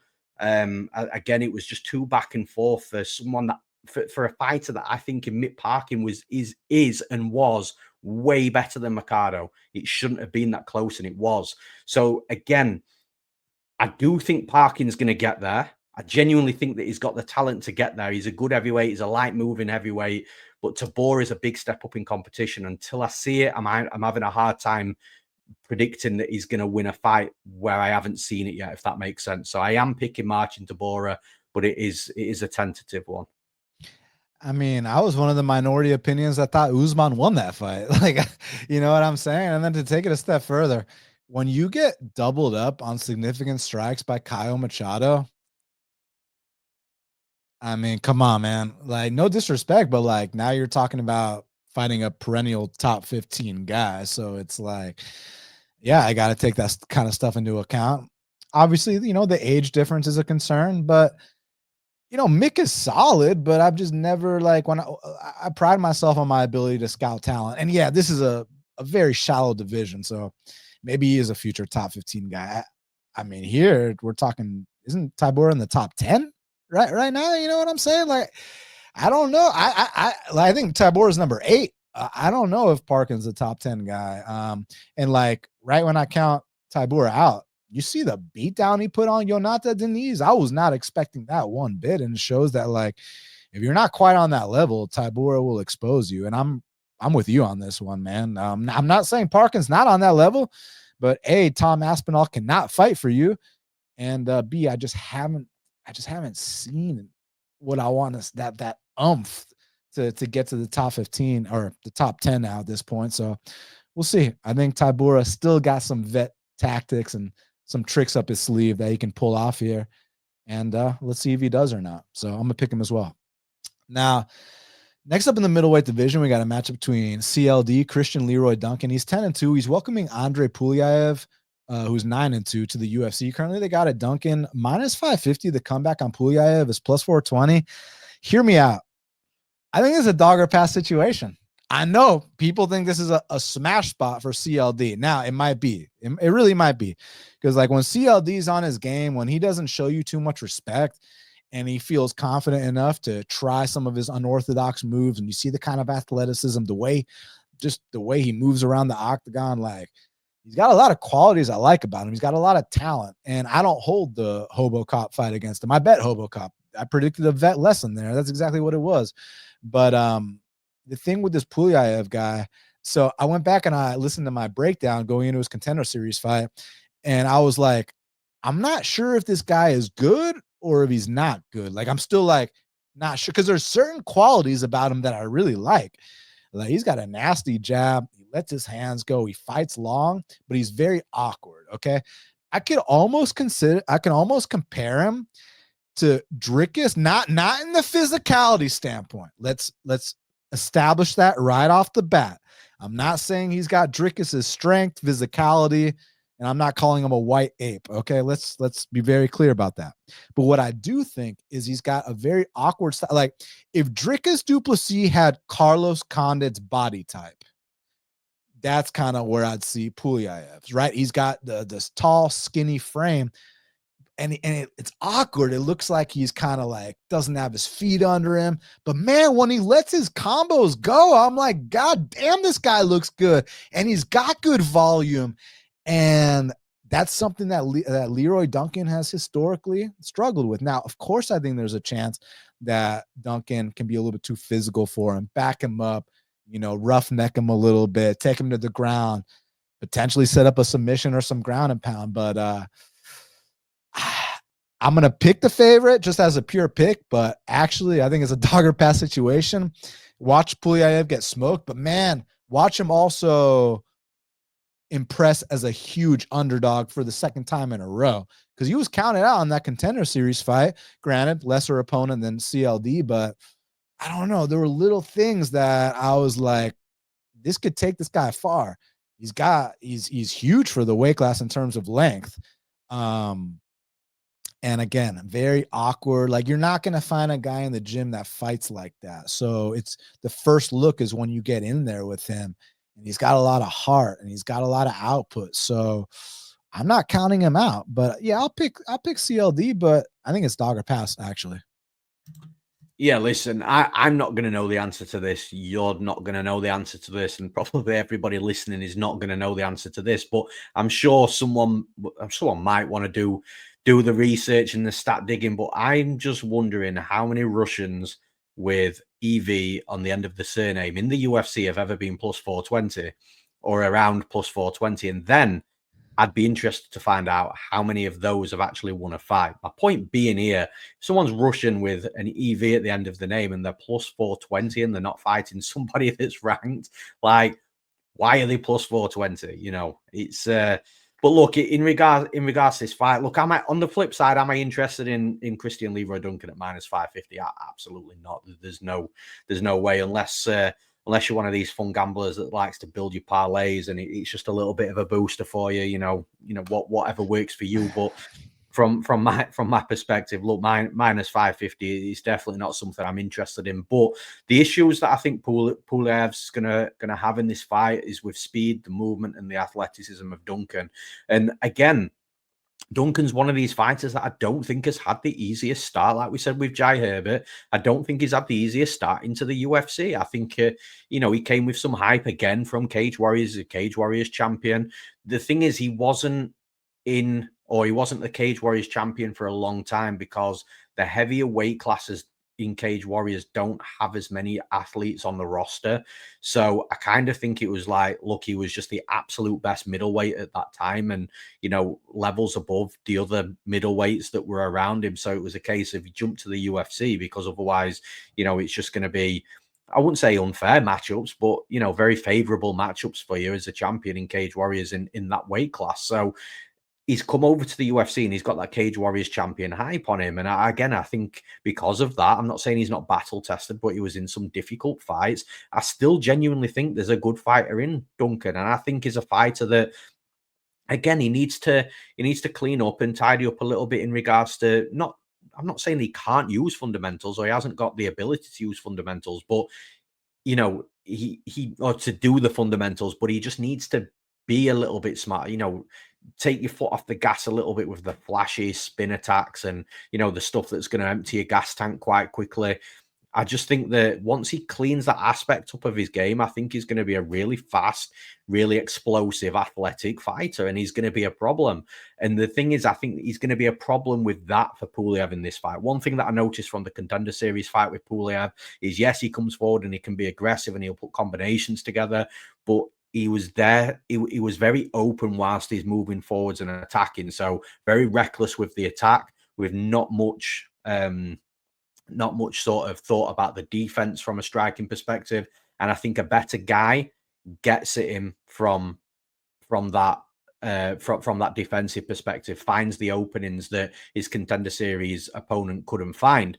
And like I say, I think that Duncan's going to find those openings. I think Pulyaev, when he's coming forwards and being aggressive, and that's the other thing, Pulyaev might not be the fighter that comes forward more often than not. I think he could be put on his back foot as well. And again, that's something else that we saw in the Contender Series. When he was on the back foot, he wasn't anywhere near as effective. But with the speed, the movement, and the fact that Duncan is quite physically imposing inside the cage, I think he's going to be able to get at Pulyaev, find that head that's on the center line and hurt him. So yeah, look, no interest in Duncan at minus 550, but, you know, I think he's minus 550 for a reason, and I think he wins the fight. Can you see me okay? Yeah, I can now. Yeah, I did lose you for maybe like 10, 20 seconds, but yeah, like my shit just randomly froze, but here I am, guys. Now, next up in the strawweight division, we got a matchup between Shauna Bannon. She's 6-1, taking on Pooja Tomar, who's 9-4. Currently, they got it Bannon minus 165. The comeback on Tomar plus 145. So you got, I think, two Taekwondo fighters. You know, they like to throw side kicks. They like to run around the ring and point a little bit.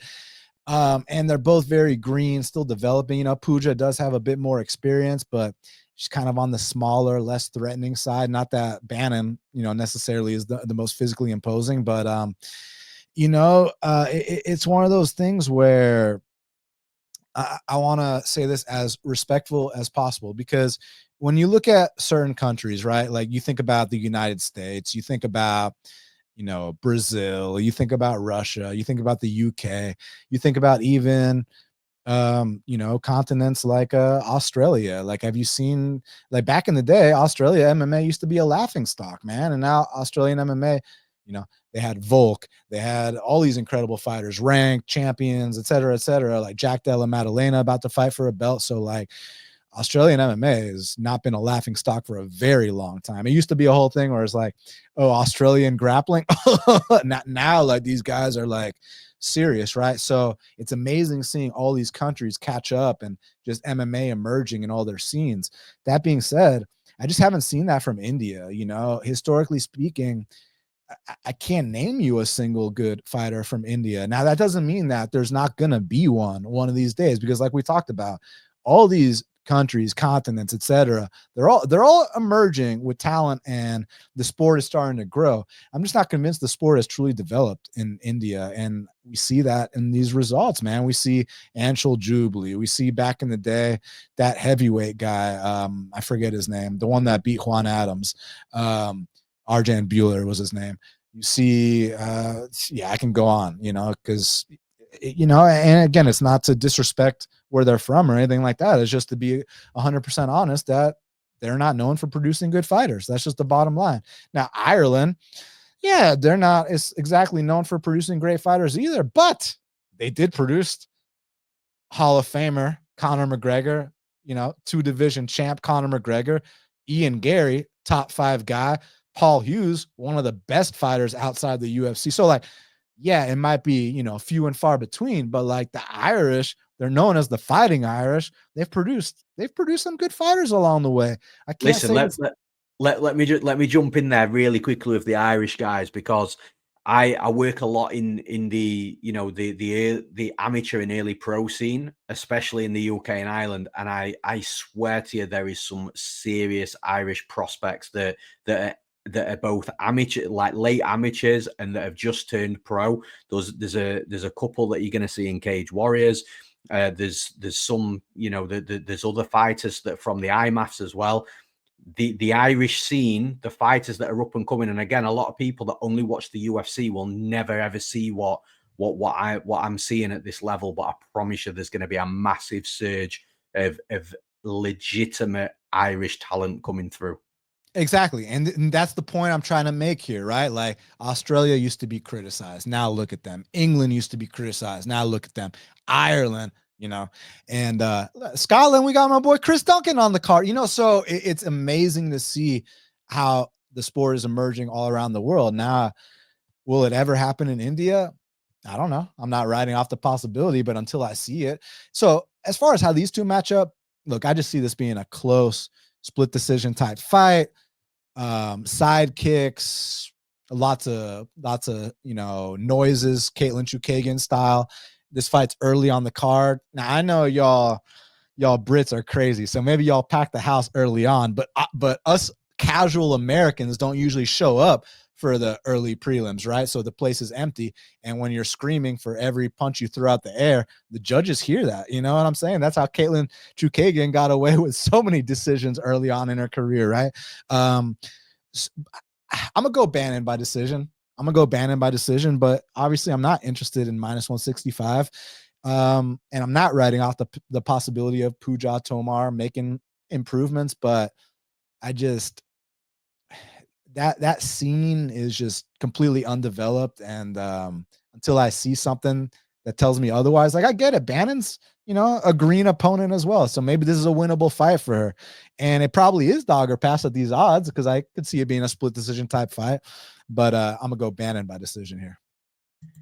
Yeah, and look, pretty much what you're saying with the Indian MMA scene is actually factual, whether you know that or not. It is factual. Like, I work with Topology a little bit more than your average person, and I'm pretty sure that they rank the Indian MMA scene as the #1 worst for legitimacy.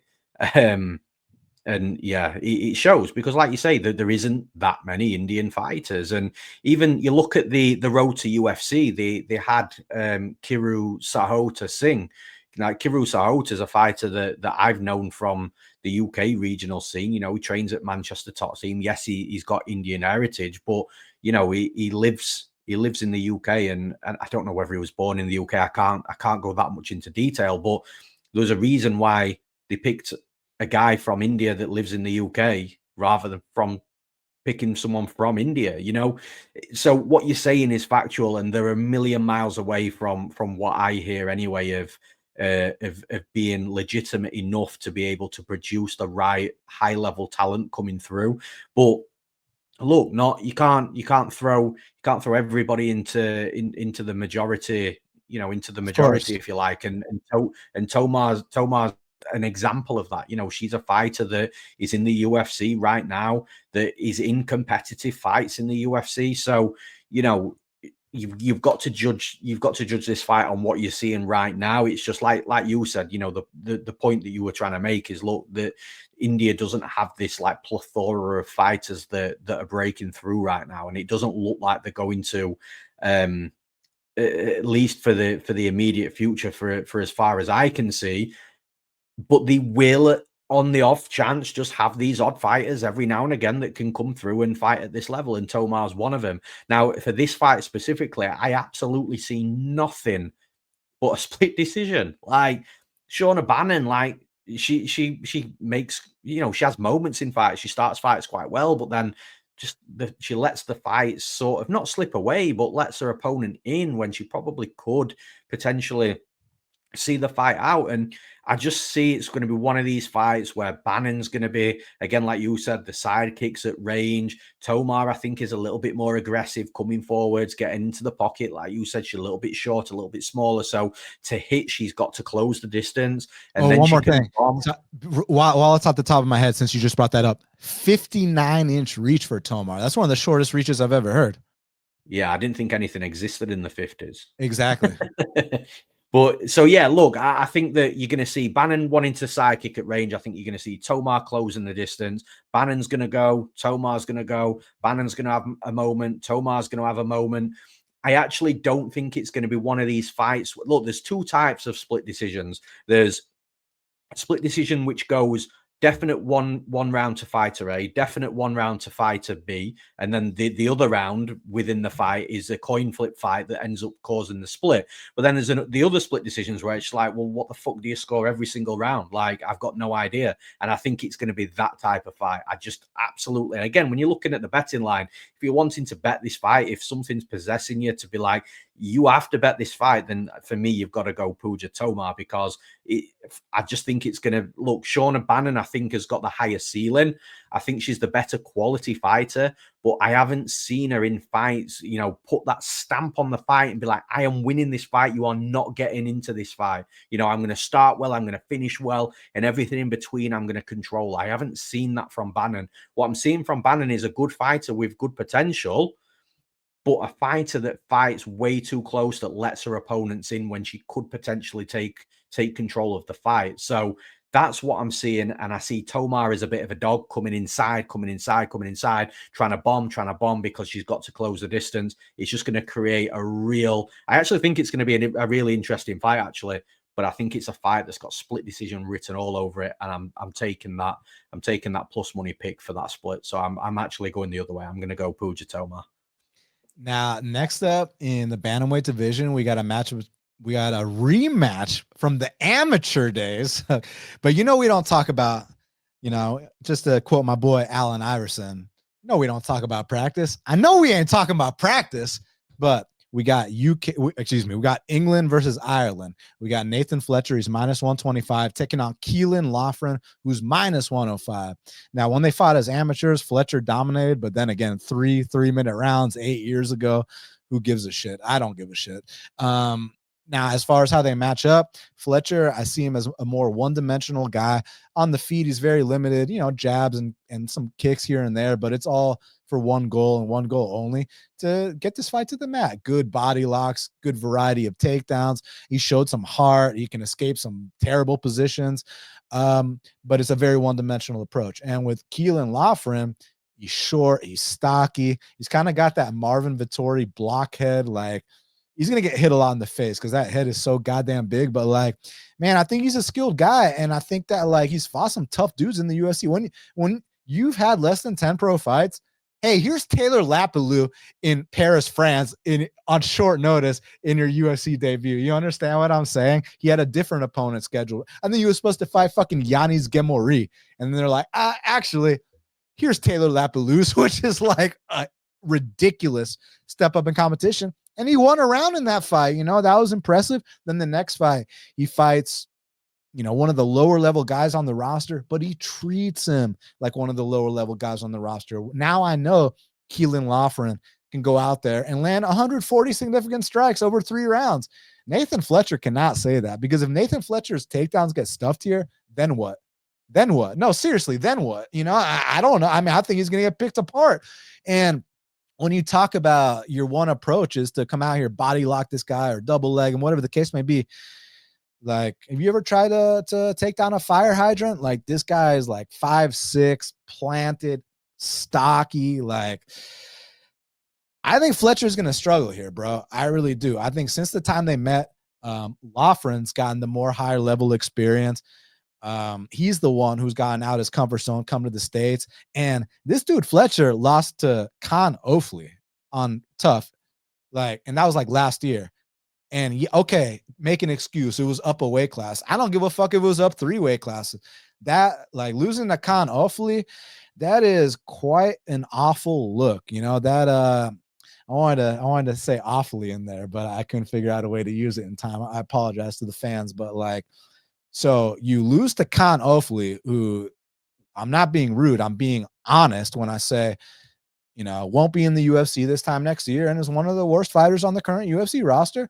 And then you follow that up against Ziggy Mantas Romaska. Where was Romaska from, by the way? It's like Lithuania or let me have a look. I've got it all. I think you're right. Yeah, it's Lithuania. Yeah. Okay. All right. Never mind. I'm not going to discredit Lithuania because I thought for whatever reason it was a place that was really like not developed. And like this dude, Ziggy whatever, like was having like Fletcher in like reverse triangles where like a better dude is going to put him to sleep there. And he's getting swept by guys like that. Yeah, I respect Fletcher's ground game a lot, and I know that people are low on Keelan because of the Jake Hadley fight, but how could you even compare those two fights? Jake Hadley's running away the whole fight, right? Whereas Fletcher's going to get right in your face and try to get the grappling going. I see this being 3 rounds of sprawl and brawl, and I think Keelan Loughran's going to come out here, win his 4th UFC fight, get a new contract, and I think that the narrative is going to switch on him a little bit. So I got Keelan Loughran here by unanimous decision. Yeah, so look, for me, this is stylistically, this is my favorite fight on the entire card. When I saw these guys matched up, I was like, this is such a good fight. Like, I'm actually quite surprised that you've picked Loughran to win, because my general consensus from the public was that everybody is super low. Like, the one thing I think I said in my podcast that I was due to say here is I don't think people actually realize yet and know yet how good Loughran is. Again, we talk about fighters that have had tough starts to the UFC. Seems to be a running theme on this week and on this podcast. Loughran's another one. Fucking Taylor Lapilus. Like, and also, why is Taylor Lapilus not in the UFC? Well, I can guess why he's not. Maybe it's because of the decisions, because he's not getting finishes. But like, the dudes are like a seriously high level fighter. Lapilus, like, is a high level kickboxer with godlike defensive wrestling and a godlike stand up game. Like, that is not an easy fight. So look, Loughran's had a tough start to the UFC, and for those that are thinking or that are quite low on him, you just really don't know yet because you haven't seen it of how good he is. Now, again, I own HD Performance Center in England with Mark Diakese, an MMA gym, so I'm very aware of the gym scene in the UK. Now, Keelan Loughran actually trains at a gym called Four Corners in Liverpool under head coach John Gillis. And I promise you right now, Dan, this must be one of the fucking toughest gyms in the entire country. Like, this is a hard gym. Absolutely everything they do is solid. It's tough. I'm telling you, if you're not violent and you're not tough, you ain't making it in that gym. I promise you. Like, that is the type of gym that he's from. But then I also saw that he did a couple of weeks at Extreme Couture as well. So maybe he's gone to get a little bit of sparring there. I think that Loughran's a really good fighter that we haven't seen the best of yet. And with Nathan Fletcher, I actually like Nathan Fletcher a lot as well. Trains out of Next Gen in Liverpool also. So it's a Liverpool versus Liverpool type of fight. The Next Gen guys have got high-level grapplers there. Paddy Pimblett. People don't realize how high-level Paddy Pimblett's grappling actually is as well. Like, it's a scarily good level and a better level than, like I say, than a lot of people think. And you see a common theme with these guys that come from Next Gen, that they're all very, very good grapplers, and Fletcher's another one of them. He had a good career in Cage Warriors as well. I just think it's a really, really good fight. Stylistically, how they match up, it's an interesting one, because I think on the feet strike, and I think Loughran's going to be he's going to be the aggressor, the one moving forwards more. So the one that's more likely going to land over Fletcher. I think he's a better striker than Fletcher as well, more efficient also. When it comes to the straight wrestling, I think Loughran's the better straight wrestler as well. And even though Fletcher's a good wrestler, I think the fighter moving forward is going to be key in this fight, because whichever one's moving forward is more likely going to be the one that's more successful with the wrestling. And I kind of feel like Loughran is the slightly better straight wrestler and the one moving forwards as well. So he's the one that's more likely going to have that success when it comes to when it comes to scoring the takedowns. Now, from a straight grappling perspective, I think that Fletcher might be the better straight grappler. From a pure jiu-jitsu perspective. But I just don't see it mattering that much if he's the one that's on his back more often than not. Like, I don't think he's that much of a better grappler where he's going to hit arm bars and triangles from guard and catch Loughran and anything like that. I think that it's going to be a pressure fight where Loughran's moving forwards and Loughran is the one who could shoot the takedowns himself and be okay on the mat. And then that's the other thing as well. You mentioned it, the Karn-Offley fight. Like, and look, Fletcher will say, and there was word on the street that there was a bad like leg or knee injury during the fight before it all started going south for him. So maybe we can give him a pass for that. But if, again, just from looking at the fight, on mute without anything else surrounding it, it's not a great look. And Loughran is a better fighter than Karn-Offley in every single facet of MMA. So again, if Fletcher was in those positions against Offley, again, there's the leg injury that you might be able to take into consideration. But I just think that this is going to be a really good fight. Fletcher might have his moments coming forwards when he's shooting takedowns, but the thing is, I think Loughran's a good enough wrestler to be able to either defend or just not get both shoulders on the mat and be able to be on the cage and work his way back up. Strength-wise, I think Loughran might be the stronger fighter as well. Look, I think it's going to be a really good fight. Stylistically, I think it's going to be interesting, a bit of a chess match, but I think the forward pressure and the aggression of Loughran is going to aid his style and his game plan more, and he'll be able to sort of activate that game plan and play through it a little bit better than what Fletcher might be able to with his game plan. And yeah, I'm siding with Loughran to win the fight as well. Now, last but not least, in the lightweight division, we got a matchup between Guram Kutateladze, he's 13-4, taking on Kawi Fernandez, who's 9-2. Currently, they got it Kutateladze minus 450. The comeback on Fernandez is plus 350. So shout out to Guram, because every single fight he's had in the UFC has been a war. The Mateus Gamrot fight, war. Damir Ismagulov fight, war. Elvis Brenner fight, war. Jordan Vucenic fight, war. So now my question for you, because I know your experience with Kawi, he fought your boy Diakese in his debut. And although I was very surprised it was a split, the fact that he actually got to a split with Diakese in his debut with not that much experience, hey man, like, at least going forward, that'll help you, But that being said, do you see this being another one of Guram's wars, just like all his other UFC fights, in which case minus 450 might be a little sketch?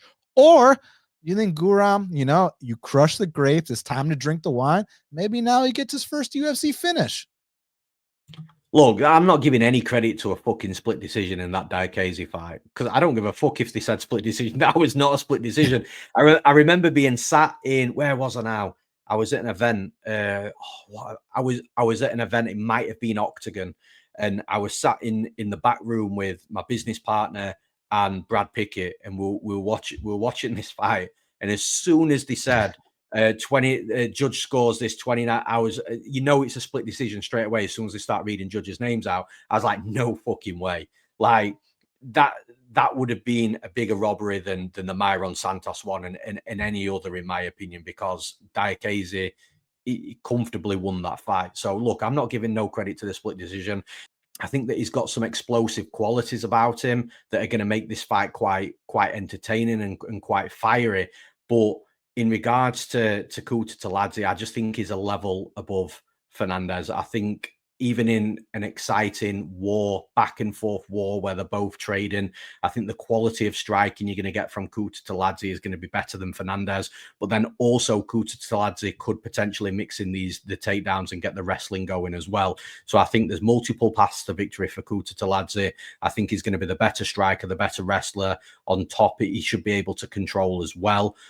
Although Fernandez isn't too bad from bottom. Listen, Diakese's wrestling is another one of these guys from the UK with like stupidly underrated wrestling. Like, he is he's legitimately like a high level MMA wrestler. So I don't think Kutateladze is at that level, but I still think he's at a level enough to be able to keep Fernandez down. So look, I think wherever this fight goes, I think it's going to be Kutateladze's world. I think Fernandez will try and keep the fight on the feet. I think Kutateladze would win that fight on the feet, but then if he starts mixing things in as well, then yeah, I think we've got a situation where Kutateladze is going to look like the minus 450 favorite. So yeah, I'm picking Kutateladze to win. Yeah, I got Guram as well. I'm just curious, is it going to be another one of his wars like every single UFC fight he's had, or is it finally time? Yeah, I think so. I don't see a technical point scoring battle. I think both. I mean, Guram's like the coolest dude as well. Like I spent a bit of time with him in Sweden a number of years ago. Like he's not what you would like when you see him fight and you see this aggression and this this sort of maniac inside the cage. He's really not like that in person. Like he's a really cool dude. But like I say, inside the cage is a maniac, and I think we're going to get that. And I think Coway Fernandez will embrace that as well. So I think we're going to see a really entertaining fight. With two fighters just looking to take each other's head off. It's just I think Guram's the better quality fighter, and that should show through. Yeah, no, I agree with that. So my thing was, is it going to be another one of his wars, or are we finally going to get that first UFC finish that people have been waiting for? And Cowie, he's kind of flowy on the feet, but there's questions about the takedown defense and the get up game and the gas tank. But yeah, let's see. I got Guram as well. Well, Adam, I want to thank you so much for taking the time to speak with me right here, right now on Half the Battle. It's always a pleasure. You can follow my man on Twitter at Newsome_MMA. Make sure y'all subscribe to his YouTube channel, MMA Play 365. I consider that required reading at the beginning of every fight week, just to get the brain flowing, to start thinking about the fights. Obviously, he's got a great mind for the sport, so y'all definitely got to check that out. Adam, any message for the fans? Enjoy the fights, enjoy the card, and yeah, like I say to everybody from my video, thank you for tuning in. It's always it's always nice to have people tuning in, to comment in, and to have those discussions. And again, I always enjoy talking fights with you, Dan. I feel like not only have you got a good mind and a good eye in the game, you see things and you look at things slightly differently to others as well. And it's always good to get different angles and different perspectives, which I'm sure everybody listening will appreciate as well. So as always, thank you for having me on. I'm always happy to come on whenever I'm required, whenever you want me. So yeah, just always hit me up and I'll be on for sure. Absolutely. It'll be sooner than later. Now, for all the fans, thank you all so much for all your support. I truly appreciate it. Please smash that like button, hit the subscribe, leave me a comment, share if you feel so inclined. I'm on Twitter at Best Fight Picks, on Twitter at Half the Battle HQ, on Instagram at Half the Battle Pod, and on TikTok at Half the Battle Podcast. Also, shout out to all the listeners that listen on audio only platforms. I know on here on YouTube, I'm mostly interacting with y'all. But for the fans that listen on the audio platforms, just know I got a lot of love for y'all too. And I keep hearing about different platforms that I never even heard about that my podcast is on. So huge shout out to all y'all. And man, let's get it this weekend. So until the next time, let's cash these bets.